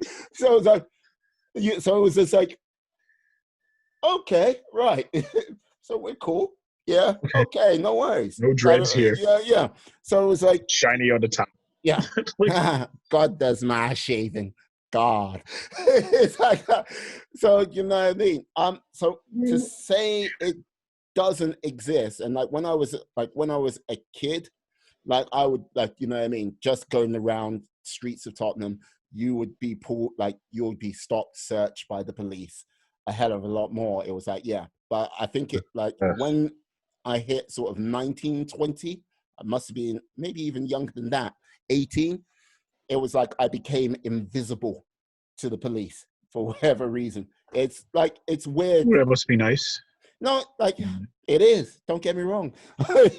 But like, you know what I mean? Like, Visible to police? We don't know that feeling. oh well, no, but for the most part, yeah. Like, police would just, yeah, you go about your business. But I know, like, my experience is not going to be someone else's typical experience, you know? It's always going to be different. And like, look, and with racism over here, it's, like, to me to say, it's prevalent, it's like, no. Like, I would say with myself, not so much. With other, like, with other communities and with other parts of the country, if I went more north or anything like this, and like if I was in maybe a Bangladeshi, like, Muslim community and everything like this, like, they'll be telling a very different tale to you right now, like going, this happens, that happens, and like, you Mm, know what I mean, I'm told right. this, that, the other. So um, I'm not gonna go, yeah, I'm like, I'm blessed or anything like this, but I would say I am a lot more. I would say I'm more fortunate with regards to maybe some people in this, and they might, as I say, tell a different tale. So you know what I mean. I would love to, like, speak to more people in the UK, like, about some of their experiences, but it's a case of, I think, with regards to going forward, like, not sort of going forward, but with regards to the greater good, I think more voices need to be out there talking about just regular day stuff, about, like, you know what I mean, I've Right. got this business, this is what I'm doing for the community, and this is how we're helping make things move forward. um like, racism, biased prejudice is going to be one of those things which I think is a human nature thing which has to be always combated against. And I look at what's going on now and go, yeah, that's great. And it does, to me, feel like there's been a greater galvanizing of energy for the good, for positivity, than any other time for a very long time, on not just on the US scale, not just on the UK scale, but globally, to go, yes, we need to move forward this way. But my one thing, my fear is, because with regards to the Black Lives Matter movement, I know the Black Lives Matter movement, but I don't know who the Black Lives Matter leadership is. I can tell We you don't that, really have black leadership. It's not like how it was in the 60s when we had Malcolm and Martin. It's just no clear leadership. And plus, also, it's kind of different now because it's like, do we need one black person to speak for all of us? Because we're not monolithic. You know, mm, yeah, we're black people. We all have different views and opinions about things. The only thing that we need to all be together on mm, is ending racism.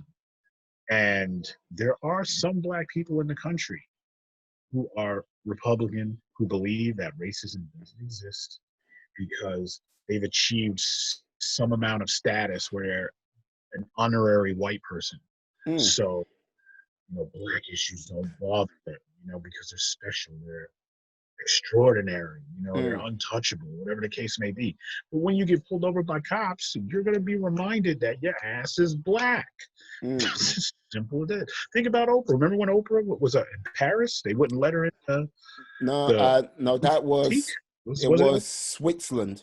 I in swear it was Switzerland. Switzerland? Yeah, she Yeah, was in Zurich, and like basically the boutique she went into, the lady would like give her this sort of stink eye and everything like this, and like basically told her, like, yeah, I don't think you can afford the stuff in here, like, it's and fucking like, Oprah, yo. yeah, Oprah Winfrey, like, yes, like I think worth $5 billion at the time, might Yeah, be considerably wrong about yeah. that, She but could buy the store like 100 times over, but that's it. yeah. It's like no matter what your status is, if you are black, people have no problem reminding you that you are black. And, you know, there's black people in this country that just, no, racism is not a problem. I don't have a problem with racism. You know, America's not racist. You know, it's a damn shame because one way or another, your ass is going to be reminded that you are not white. Yeah, no, Somewhere, somehow. yeah, like this is the thing. I like one of the things what like even though like my first time over in America, like this is when I was in Virginia a year before I met up with you and the merry band. And then that's when shit went down. Yeah. No, but like I was in this church group on the outskirts of Washington D.C. in the suburbs, and like this is the thing, like in my sort of late teens and stuff like this, I wouldn't say I was an extrovert. I was a person who would like sit back, be a little bit more quiet, and like you know what I mean, sort of observe things going on around me. Compared to the rest of like the lads who were from the UK, which were like, hey, a little bit more boisterous and everything like this. So I'm sitting there, like minding my own business, like this, like we're like sitting down for a meal.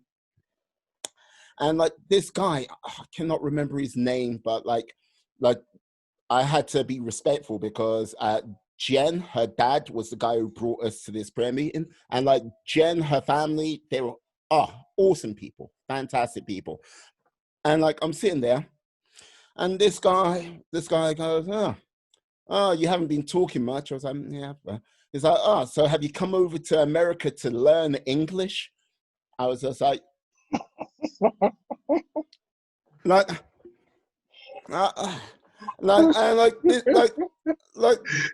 this is the thing, like you know, like you know, like this, like because being quiet, isn't but funny. yeah, no, but like being quiet, but I had to be respectful because, like, you know what I mean, like I'm the guest of like Jen's dad, and I was like, and like this is the thing, Cockney and just like messing. Yeah, it was said loud enough that everyone heard. Everyone heard, Oh, and like, come on, man. I'm sitting there, and like this is the thing. I felt this wave of anger rise up, and like I was just like, no, stay composed, stay calm, and it was just like I was like, okay, I was like, no, I was like. No, actually, yes. Like, born and raised in the United Kingdom. I'm over here to work in the summer camp for the summer. But yeah, I do understand English perfectly. And Understand the King's English. Yeah. Then I just turned and like I stared at him for about a good 30 seconds to a minute. So it was just like there was like. You know when someone has to go, hey, well, guys, let's change. More lemonade. That's like, yeah. After someone even said that, I still stared at him, and like he was just like, yeah, and yeah, okay, let's get back to studying the Bible. And I was like, okay, and like Jen's dad was like, oh man, I'm really sorry for like some of the people. I went. No, it's not you. It was, but you know what I mean? You get this, you get that, you get what I mean? You get that shit. And look, and I was the only black guy there, but this guy thought, you know, yeah, obviously he can't understand English or something like this. Like, yeah, with the name Miwa, oh please. No. You're like, so I was like, okay. And look, you got that tribal name, bro. So well, hey, I might have that tribal name, but like, yes, if it had to come down to a battle of wits, yeah, I think he'll find himself wanting. You know what I mean? I'm gonna age us a little bit. Do you remember when we were in the mall and that Marines recruiter was trying to recruit you? Oh yeah. Join the Marines, and you're telling them that you do not live in this country, and your accent is heavy as fuck. And remember, this dude had an argument with us, and literally thought that you were putting on a fake accent. Yeah, no, like this. Look, this is the thing. Like, I remember that. Like sitting in the mall, and like you like came up to me like, nah, you want to join? I was like, well, you know what? I would love to, but I can't. I'm a British You don't citizen. live here. It's like, no, no, no, no, I don't believe you. It's like, no, no, I don't believe you. It's like, Yo, uh, I wish we had camera phones back then. Anytime I need to laugh, I just think of that shit. It's like we literally had to convince this dude. Like, yo, he's not from this country, bruh. It's like he's not an American. well, like, you know what? I don't know what I don't You know don't what have that to guy lie to saw me. in me, but he was very gun ho in getting me to join. It's like, I don't He's know. like, remember when we went out to the bar? We went out to New Paltz, and I think a girl asked you for a cigarette or something like that, and you lit it for her, and she said, "Oh, with your accent, you make me feel like a princess." Oh, It's like some random drunk chick just came up to him like, I don't know if she asked you for a cigarette or asked you to light the cigarette. I don't remember. But it's just like, oh, I love your accent. You make me feel like a princess. yes, yes. Like, look, yes. I tell you this Uh, now. Yeah, oh my the gosh. I'm lady telling is. you, if I got a nickel every time you walk out of a room and I'm like, no, he's not really an American. It's not a fake accent. Remember I told you had to start carrying your passport around because people didn't believe it's like black people in England. It's just Oh yeah, oh yeah. No, like oh put it this shit. way: when I was last over in America like to Oh see to meet your firstborn, like when I was in a Grand Central Station, like I walked in, there's the bar up on the stairs. I walked right. in, I could hear English voice there, British voice there. I was like, okay, yep. Walked up to the bar. I was like, ah, like put down the bag. I was like, took a deep breath. Went, oh, excuse me, miss. Could you tell me your what bourbons you might have? Your selection of bourbons. And like this girl, like she stared at me, like blinked. Was like, She's like melted in and she goes, so where you from? I went, I'm from London. It's like going, yes. Oh, so what brings you over there? Like, yes, my brother from another mother. He's had his first child. She's like, oh, that's so sweet. And like she was pouring, pouring. I I took a quick glance down, still pouring. Like the glass was like, say, yay tall. Like, well, like a little bit bigger than this can. And like, right. yeah, she added a dash of Coke. Like me after like a like 7 hour flight, drinking two of these drinks. I was a mess on the train coming up to see you. Like all like Your sleep. accent does it. Your Hey, accent it's your accent. And well, it's yes. like Yeah, your but accent. You could come over right now and just throw out that accent and just mesmerize. yeah, I could do, but like my lady will have Like something you to say sure? about that. Yeah, it's like, are you sure you and your lady are serious? I'm like, oh, I'm not staying in this country. I'm like, I'm just asking for research purposes. Just Yes. And like, let me say, like, yeah, one of the things I got to say is Newport's, that crazy town. Oh my God. Yes. man, I love that town. That town Well, is nuts. I'm sure you do. I'm like, yes, I would The say, town is like never land. wait, is Pig still there? No, it can't be. Pigs, P&Gs, yeah, Yeah. P&Gs is still there. Yeah. Oh my Lord. I don't know if it's open because Corona, everything's shut down. There's nothing worse than a shutdown in a college town. Wow. It Yeah. rhymed. I didn't mean for that to rhyme, but I'm from the Bronx. Like everything comes out flavored, it's a rhyme and shit. Uh-huh. Yeah, you know That's how what? you. That's Eddie Murphy was right. That's how you scare white people. You rhyme all the time and shit. It's like, what's with him? What's going on? Talk about I'm here to scratch my ass and get a full glass. Just like whatever. Just start rhyming. I'm not Right. gonna start rhyming because I'm Yeah, just no, gonna. no, like you know what? All I've got to But yeah, simply say is, everything's closed. Everything's closed. I mean, we're in these phases, so stuff is starting to open back up. I believe last weekend was the first weekend that restaurants could be open for sitting dining, but okay, all of the restaurants around town have put outdoor seating. So, I mean, you could go, there's the one French restaurant in town, and they got tables going halfway up the sidewalk in front of other businesses. Because it's, who's going to feel comfortable sitting inside? I mean, there's some restaurants where they put it over their parking lot and put tables and chairs out there and stuff. So everything's looking like freaking Broadway in Manhattan with all this outdoor dining and stuff. Yeah. So restaurants have been open. Now, restaurants have been open through most of Corona for pickup only or delivery. So you can go to a restaurant and, like, you know, they just hand you the bag and stuff or whatever. But now, since Saturday, you can eat at restaurants. So the phases are coming through slowly but surely. Yeah, we've got that. So phase 4 is like the last phase, and that's when, you know, things like, weird enough, education and entertainment like are back. So yeah, no, we've got like the sort of different phases like yourself. I think I forget that Corona is a worldwide thing. Yeah.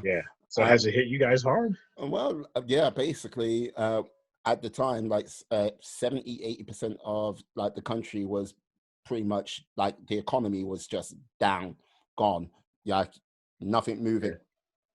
Restaurants were doing the same thing as like people switched to pickup only.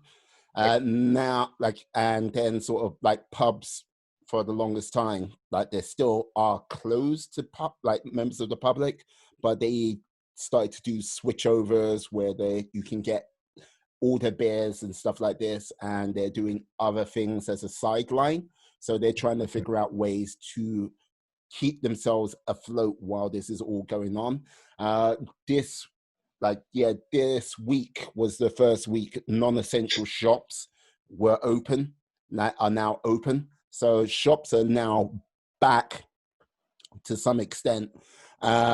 Possibly gyms will be back next month. And then like the sort of like month, well, I'm not too sure when they're going to sort of like, football's back on the TV, but no crowds. I'm not too sure when they're going to bring that back, but we're talking, I think September, October, I think that's when they'll have all of the different stages put into place. But I would say with regards to the realms of entertainment, I don't think they actually understand, well, I don't think they know how they'll have certain things open, like theaters, like cinemas and stuff like this, because I can't see them coming back until October, like September, October. And that's only if there isn't a second wave, if you get what I mean. Right. And I think that's what I think. It's a possibility of it happening, but as they open up more stuff, I think I'm not too sure if it's going to be a definite guarantee of that happening, but it's going to get more and more likely to happen as time goes on. So it's a weird place, and I think it goes with everyone, because right now businesses and the government's under pressure because they need to get the economy moving. And trust me, like there have been people who've been furloughed since April in this country where they get it. And there are some people which basically, as soon as this kicked off, they've been made redundant. They've been asked to leave the companies. And right now, I think this is definitely a global thing. There are companies which are around right now where people are employed, but come September, that company's gone, you know? They just like, and I think, yeah. So right now is a holding pattern, but change is coming, like quick, fast. But things are opening up. People like salons and stuff like that, I think will be coming back into play. I'm not too sure when that's going to happen, but if the numbers keep going down, the more things will come back online. And if it keeps going down to a point where it's next to nothing, things will go back to normal, wherever that whatever that might look like. Remember earlier how I said I don't know why the George Floyd situation was different, with everyone being up in arms about everything and all the support and people coming out and, like these major protests and stuff like that. I have a theory. It's not my theory. Well, actually, saying have a theory means it's mine. It's not my theory, but someone shared this theory with me, and it makes sense. I think the reason that this whole protesting is so explosive now is because two things: Corona, but also the distraction not being there. And the distraction, I mean, is sports. There are no sports. There are no sports of any kind. There's been no live sports for 3+ months. I'm pretty sure that if sports were still coming, well, let's put it this way: once sports start back up again, how strong is the movement going to be then? It was at first when I heard it, I'm like, it seems like a reach. But the more I thought about it, I mean, there's nothing. There's no sports. Everybody's cooped up. There's nothing. If baseball was on, if basketball was on, people would be all about that. Yeah. I think it's a valid argument. I think that's what's different. Every other time, there's been no pandemic. There's been no sports. But in the meantime, while this pandemic's going on, we've had a series of Black people getting killed, and people are shouting their names and stuff. And the Black people are going to come out.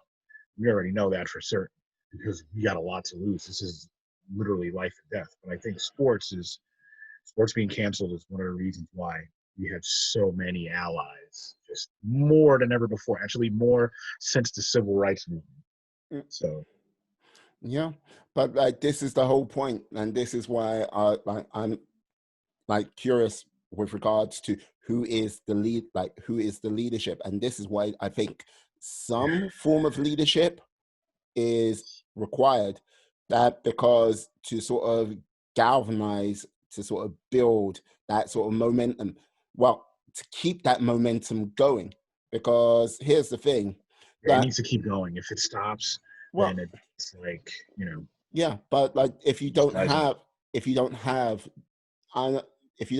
that some form of leadership, it's like it will surge and then fall away. Like with regards to making things better in the long run, you don't do it from a temporary surge, then no activity. You never make progress in life that way. Right. It's continuous, consistent, work, which is required. And that's the thing. Black Lives Matters. Martin Luther King, civil rights movement, you know what I mean? Malcolm X, even though they were not under the same branch, but he was still seen as a voice and a leader in regards to civil rights. Right. There was that galvanizing force behind it. And look, I don't know enough about Black American history. I'm British guy, black British guy in the UK. Yeah. But I'm sure there was a number of people who were the lieutenants under them who were working and who were known to many communities around the country. Mm-hmm. So the whole thing is there needs to be a consistent, concerted effort to bring that consistency on a day-to-day basis, a week-to-week basis, months, years. And look, it's not this is not something which can be resolved in a week, in a year, 5, 10, 20, 30. It's one of those things which you constantly need to keep working on. If you don't do it, all what happens is it gets lost in a news cycle. Look, with all the riots, what went on during the protests and everything like this, and basically the reason why I say emphasize the riots, because that's what the news cycle went with. Right. They're rioting, blah blah blah blah blah blah. They're looting. My gosh, everything's on fire. And this is the thing. Yes, that was true in New York, where you saw, like, if you went down Fifth Avenue, like where there were like places were absolutely demolished, wrecked, and that was true in some places in Los Angeles, and like, yeah, and I think there's some shit going on in like Seattle. I'm not 100% sure. Like, I only get part of that information, but the whole point is the larger majority of peaceful protests, everything like this, they didn't report about that. But No, they don't. no, but This isn't sexy enough. yeah, but the protest, like the riots, which they focus on, like the biggest story of the year, like planet pandemic, coronavirus, which stopped like 80% of the world doing what the world does, business, disappeared from the news. You didn't hear a damn thing about it. It was so invisible at one point. If you watch the news for maybe, like, if you watch the news for half an hour, you would actually forget that corona was a thing. That's Right. how focused they were.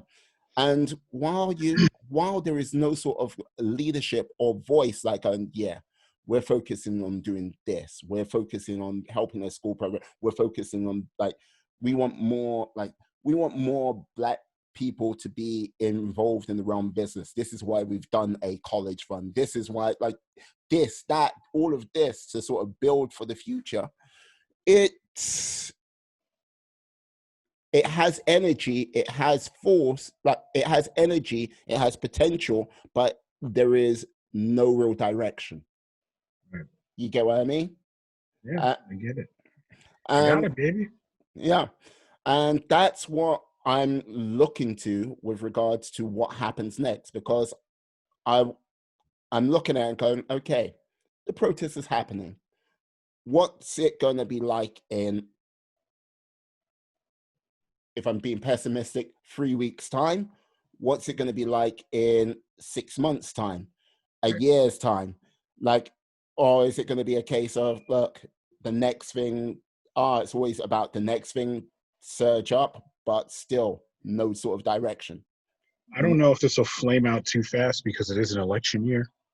Mm. So there's that. I mean, Trump's got, he's got a rally in Tulsa, Oklahoma this weekend. He had it on Juneteenth, but I know he was basically just trolling people and shit. So it's like, really? In Tulsa? With the Tulsa massacre and all that other stuff on Juneteenth, the date when slaves were officially free. But I mean, he's got the rally going on, okay? And he's been saying for a long time, oh, the coronavirus is no big deal. First it was a Democratic hoax and all this other stuff or whatever. And right now, if you want to go to the rally, you got to sign a waiver, because they don't want to be sued if you get corona.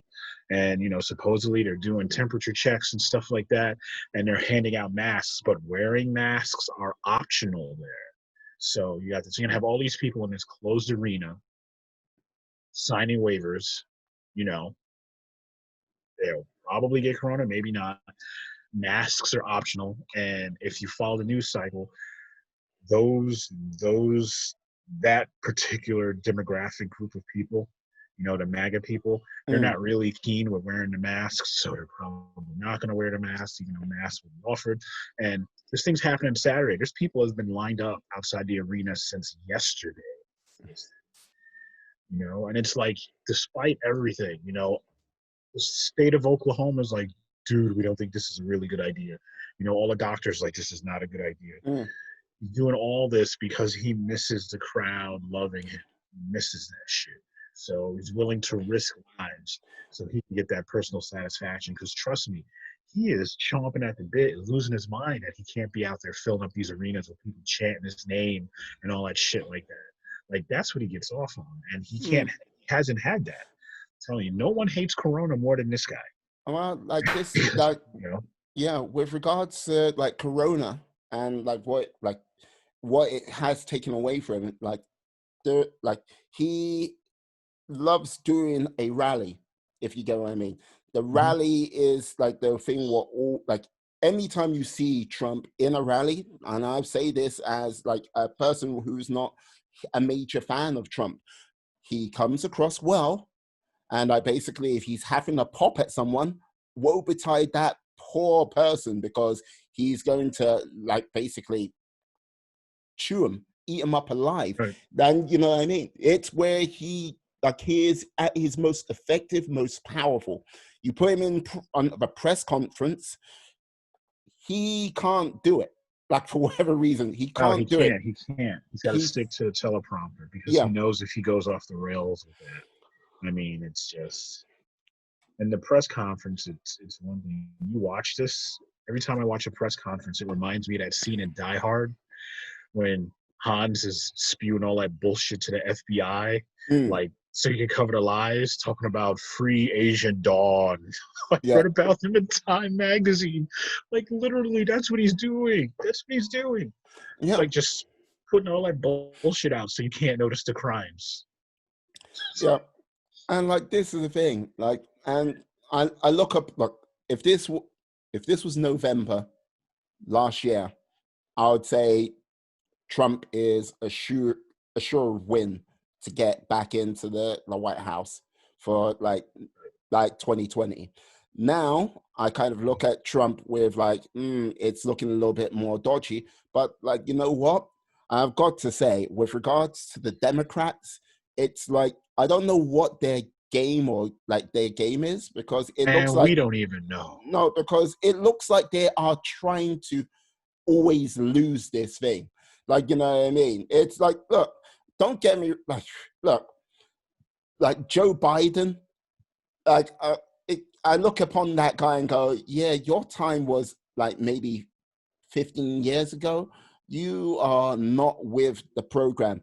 Look, and Bernie, like Bernie Sanders, and I go, look, Bernie, look, I don't give a damn what anyone says. Bernie is just like, he is a loyal foot soldier to the Democratic Party through and through. Like, you know what I mean? He talks about change and revolution, this and that. No, no, no, no, no. Look, there was this bill which was going to be put on the Patriot Act. Like I heard this on Joe Rogan's podcast.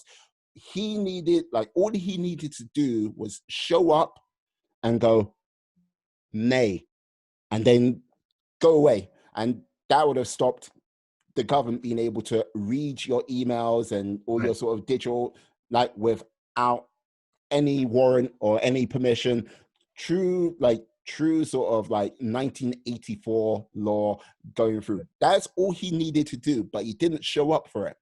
Like, and like he's the first person to go, I support, like, you know what I mean? Like Hillary, I support like Joe, and like, you know what I mean? So I'm just like going, and the Democratic Party had ignored, I think, many a viable candidate who could have been like, we were saying real stuff. Yeah, and I think a lot of those candidates fell off to the side because they didn't have the money, they didn't have the backing. Mhm. Like for example, I was a Julian Castro guy. So because early on, he was the only one that had a strong police reform program. Mm. Like all the stuff I mentioned earlier about the losing retirement and being on the databases, that was his thing.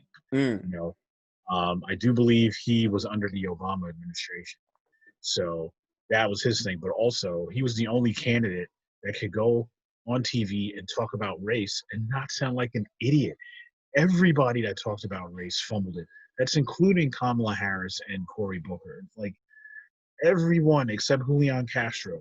When race came up, they would say stuff, and then the next day they'd be like, "I'm sorry, I said that if that offended people." They had to roll it back. Mm. Julian Castro was like, "Yo, this is boom, boom. This is how it is. This is the deal. This is what I'm gonna do. Whatever, whatever, whatever." You know.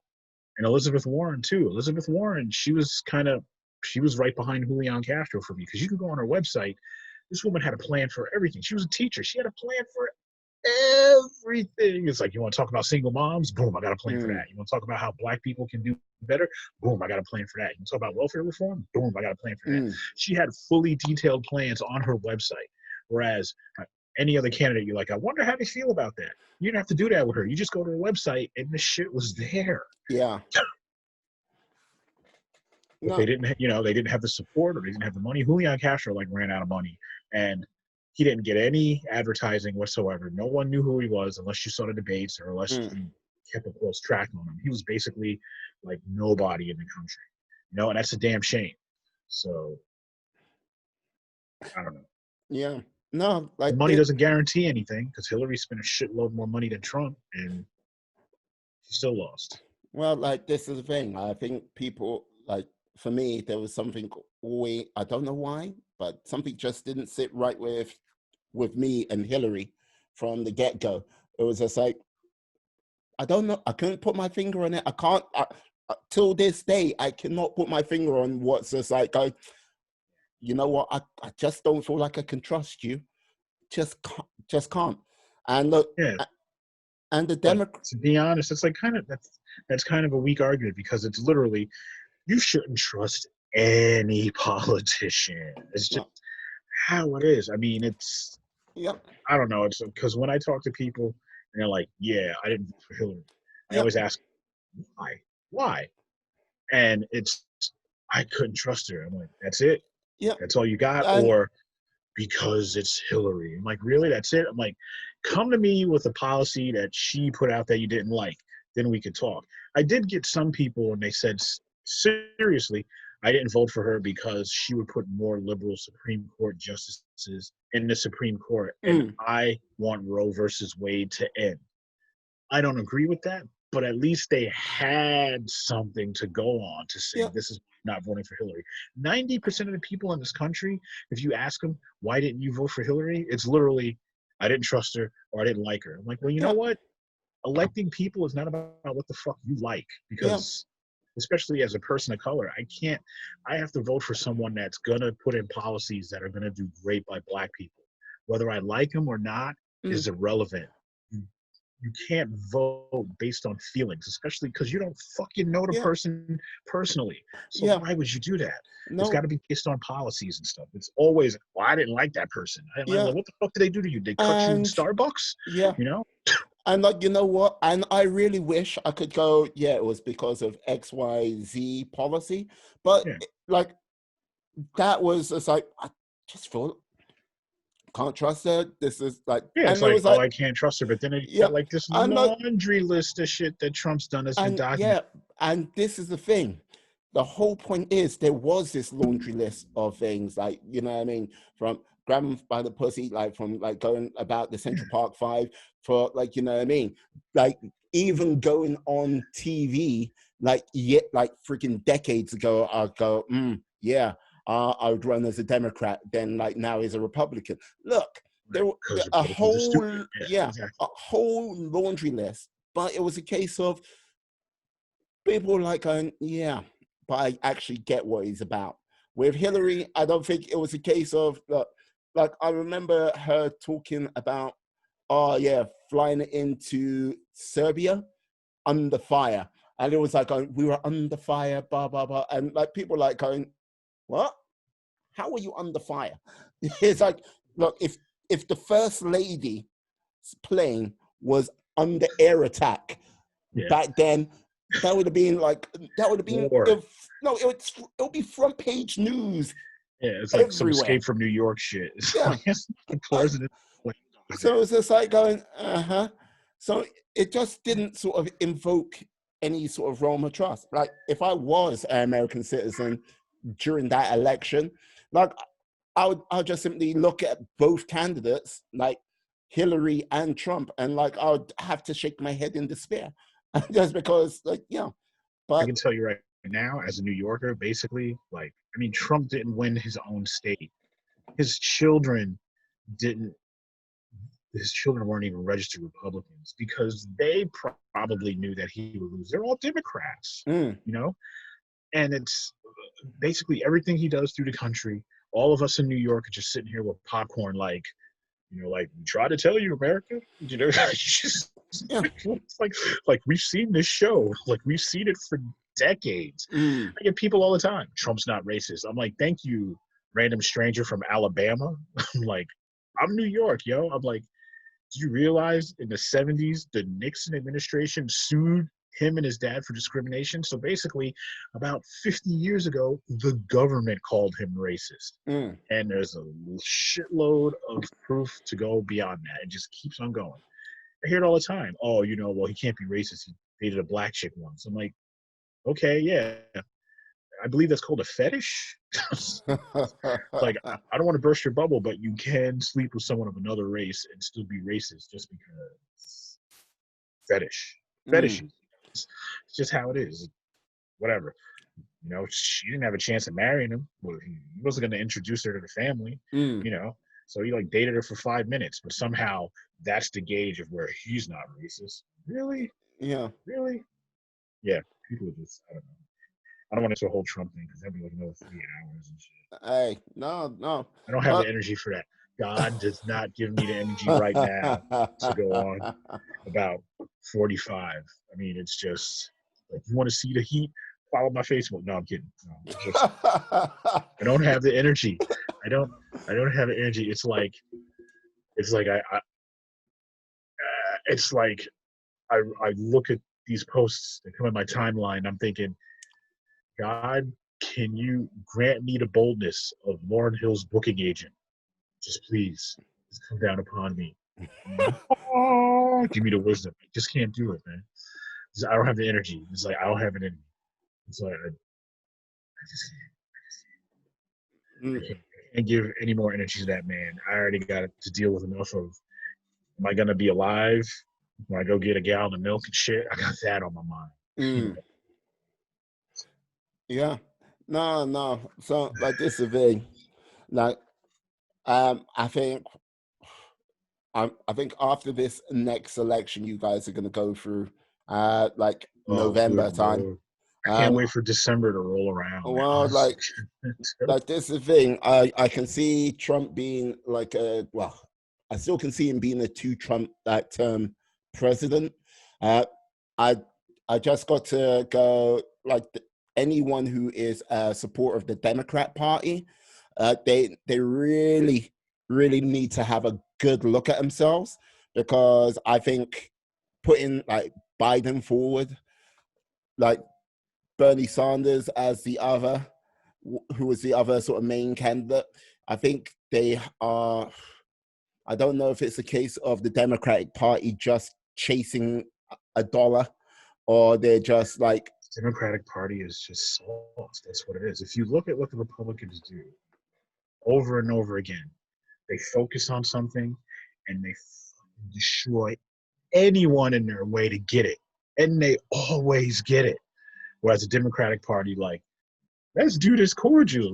Let's talk about it. No, there's no pit bull in the Democratic Party.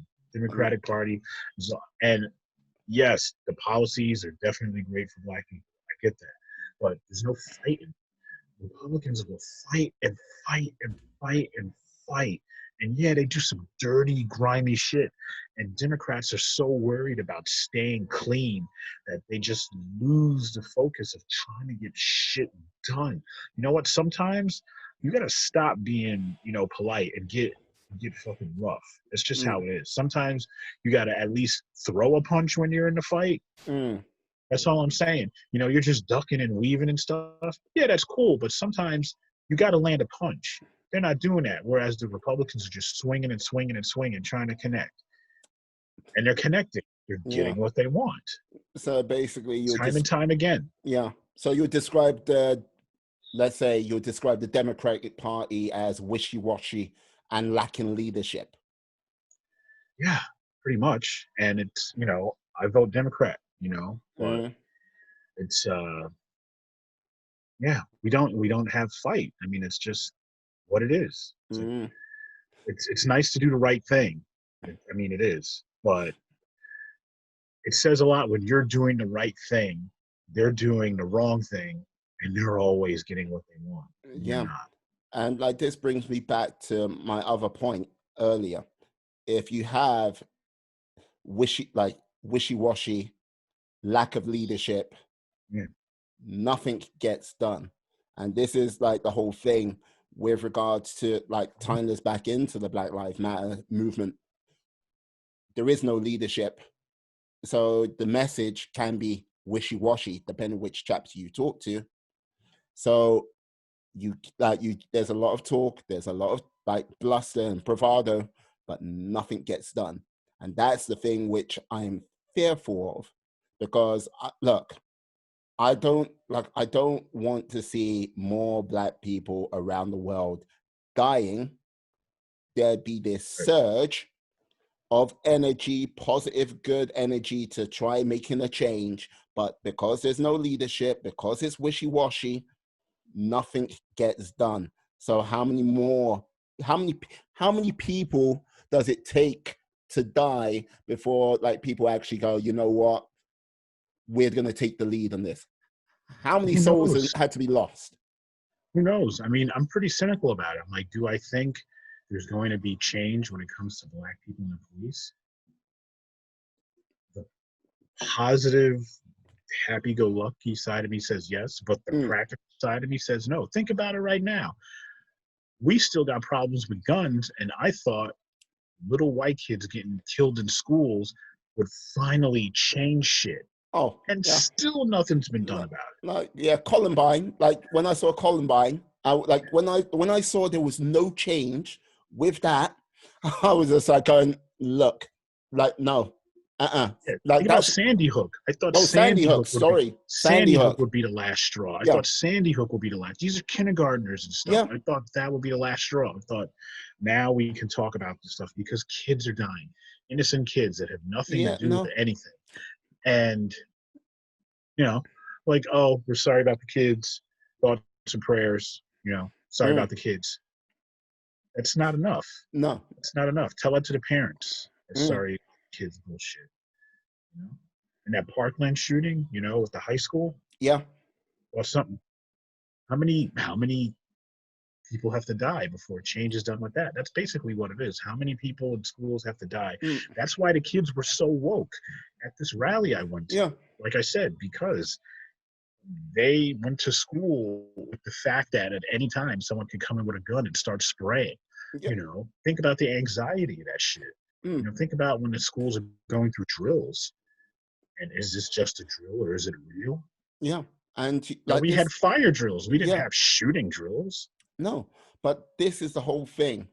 Like, because there is no organization, because there is no sort of leadership and like a galvanizing voice, like going, look, we need to stop something, like we need to really stop school shootings because of this. Like you've got people like going, okay, more gun protection, everything like this, put in like, laws and regulations, and like the NRA fights against that. But put that to one side and go, look, okay, what about rapid response with it in a school? I don't know if there's a campaign on a national scale in America what takes that on, but if there is, I don't know of the name of that organization. I can tell you if there is sort of any action apart from just after a shooting where it mirrors much of the things what happens in the Black Lives Matter movement. Surge. People say a lot of stuff that disappears and then it's forgotten about, because look, without a cohesive leadership, with being focused, being poised, and like going organizing people to come back time and time again, nothing's going to change. And look, this ties into my point as well. The NRA is an organization which has leadership, and they're galvanized and they're pushing for one thing. They're like, yeah, we don't want any of this to happen. This. And they're there every day, every week, like every month, every year, fighting. And the organization, the NRA, like I'm not versed enough to know who the leadership of the NRA is, but I bet you if I did a quick web search here and now, I'll be able to find out who the leadership of the NRA is. And hey, it's funded, it's organized, and it's committed to its cause. So and lobby, to make sure certain laws and bills get passed. And also the NRA, they're always ready to protect their members when shit goes down. But no one from the NRA ever said anything about Philando Castile when he was killed, and he was a legal gun owner and a member of the NRA. Yeah. And like, you know what? And like, They didn't say anything. yeah. They And didn't say anything. So yeah. And you know what I mean? you hear And them a lot when guns are used in mass shootings. You hear them a lot. But when mm-hmm. an actual person that's a member is killed by the police in a state where it's legal to carry, where he's complying with police, Yeah. they got nothing for you. No. They got nothing for you. Yeah, because like this is the thing. I don't know why. I no. can't really put my finger on it. Well, yeah. Why they didn't. I don't know. Like, I don't know. Like, man, like as a black guy, why you keep touching your skin? I don't know what you're trying to put your finger on. I just trying to figure out. I don't know why NWA, NWA. See, that's where my head is at. That's where my head is at. But like this is the thing, like with regards to one black person being shot and killed who is an NRA member, that's one person. When it comes to someone who is like could be an NRA card toting like person who like massacres 15 people or whatnot, like then that, they doing press conference. They look like, you know what I mean, like that's bad optics right there. Let us stand up, let us, like, you know what I mean, scream and shout. Like, well, not even scream and shout. Let us organize. Let us mobilize, and like, you know what I mean. Before anyone starts bringing in gun control, this, that, the other, you get the senators, which they've like put money towards and everything like this, who make the laws and get that sent over to the president, stepping in, like going, oh no, this person had this, that, the other. But when like the whole thing is, nothing is going to change in the United States until there is some type of organizations, like real organization, which can then start generating like some type of momentum on a consistent basis, and like start generating, I'm going to say, power on a consistent basis. So it's not down to a surge. And like, I think that's something the black community around the world, in all of its different countries where like black people are, where they feel like, yes, where they feel the heel of racism on their neck or whatnot. If they want to if real change needs to happen, come on, pull together. Heal that fracture, pull together, and then basically like, yes, these people are leaders. Like, we keep an eye on them to make sure they're doing the right thing and not just doing some like stuff for themselves, and then basically push and galvanize that forward to make something great happen. Not just a moment, but consistently great. Right on. Yeah. That's all I got today. That's it. Because we can open a whole bunch of can of worms, but we can do other sessions of that shit. Because now, man, I don't have the energy. I can start rolling, man. Start rolling. Hey, look, this is the thing. It'll be like a bill to Congress and shit. I'll just be on the floor just saying shit. No, and like, this is the thing. Like, I have many a thought going through my mind.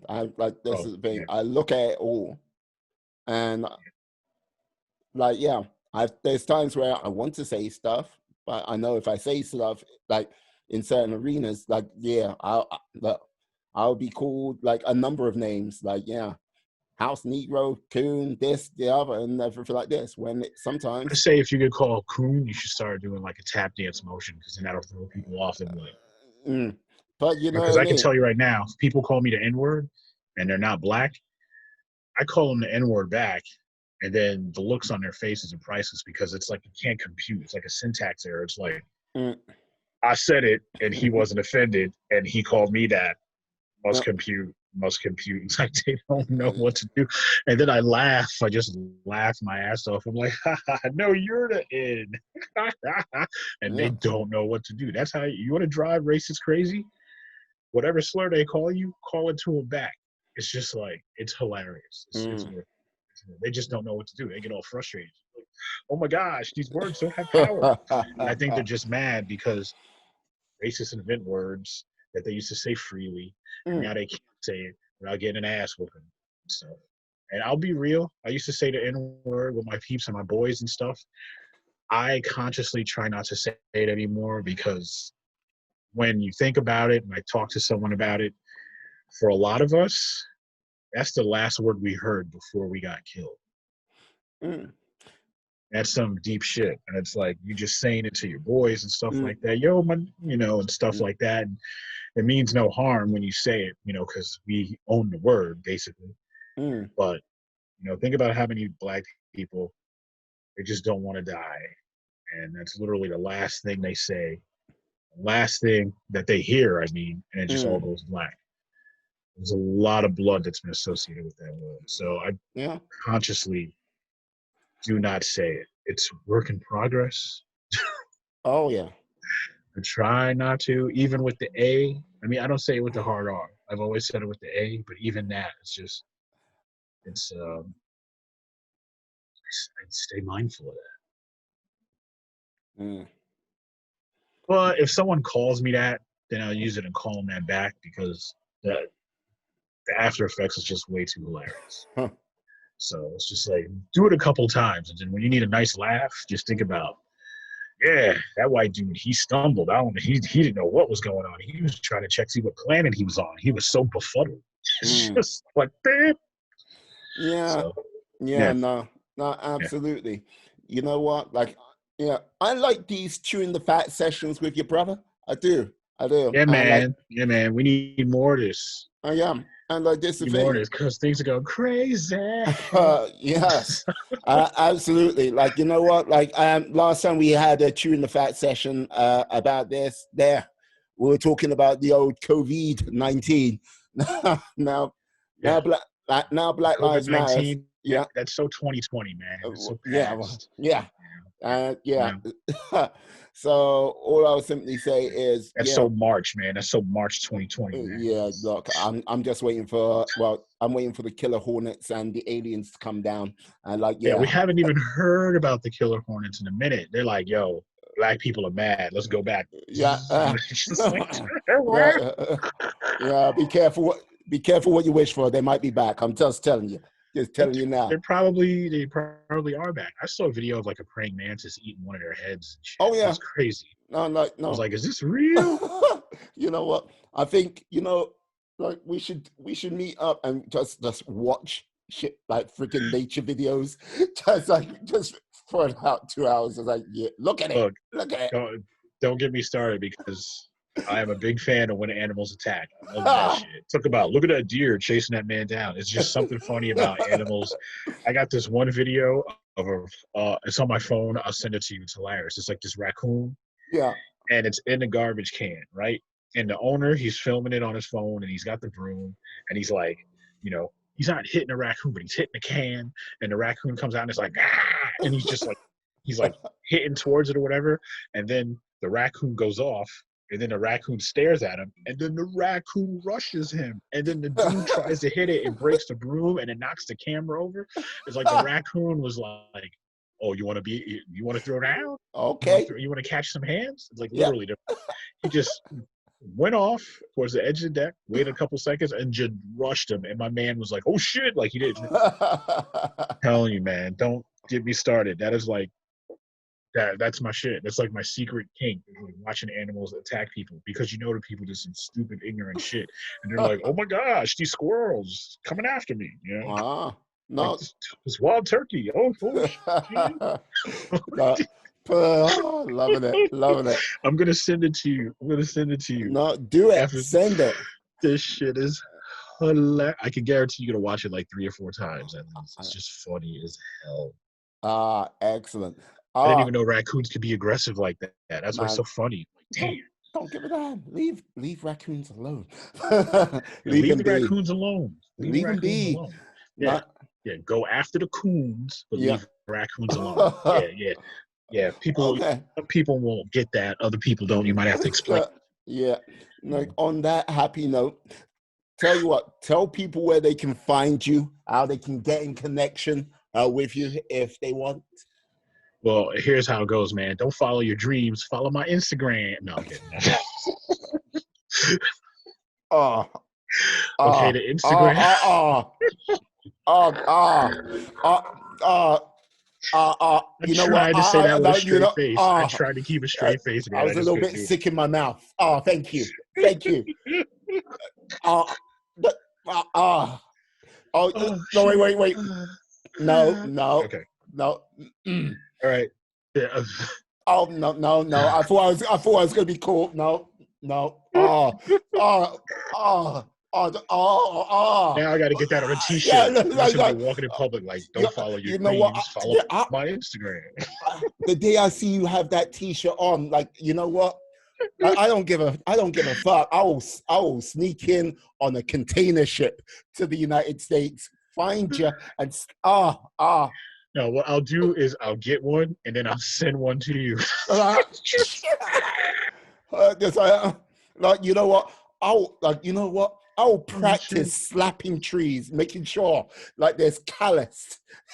Look, I purposely buy shirts that get people's attention or becomes an icebreaker. I got the Rosa Parks shirt that says "Nah, Rosa Parks, 1955." That gets a lot of attention.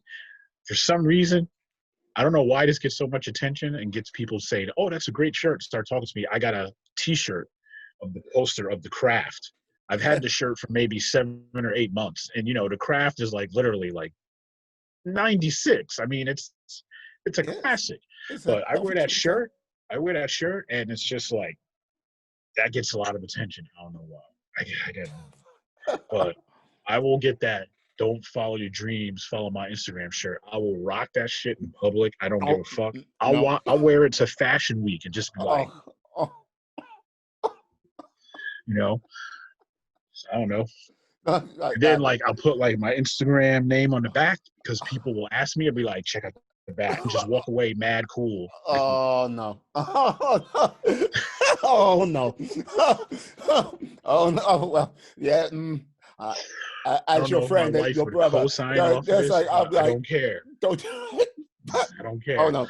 Okay, Custom shirts, baby. Custom shirts. no. You tell the people and don't use that damn line how they can find you. Oh dear God! Oh, okay. Um, my Instagram, it's Maribito. It's Marebito. And my Twitter is at social_chef. So, I mean, I'm on Facebook, but I'm on Twitter and Instagram way Yeah, more because Facebook is very exhausting. And basically, Instagram is basically the only place I can go on where I don't experience racists. So there's that too. So, fair enough. so basically, it's like Instagram, I'm on the most, then Twitter, then Yeah. Facebook.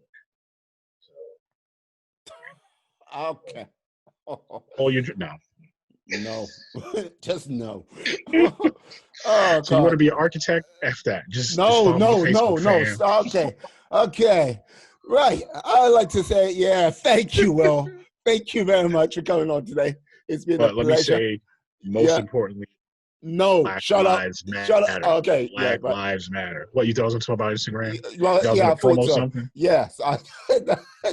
Okay. Talk about I can hook you up with my boy who makes custom shirts, man. No. Black Lives Matter. Dead serious. So seriously, Black Lives Matter. And when you're silent against police brutality, you're consenting to it. You're allowing it to happen. Speak up. Somehow, just speak up. But Black Lives Matter. Always, every day. Perfect. Anyway, I say goodbye to you, my friends, my life warriors. Have a great day. Stay well, stay safe, be excellent, be awesome, be fantastic, be all the positive bees you can be in this world. Thank you very much. Peace.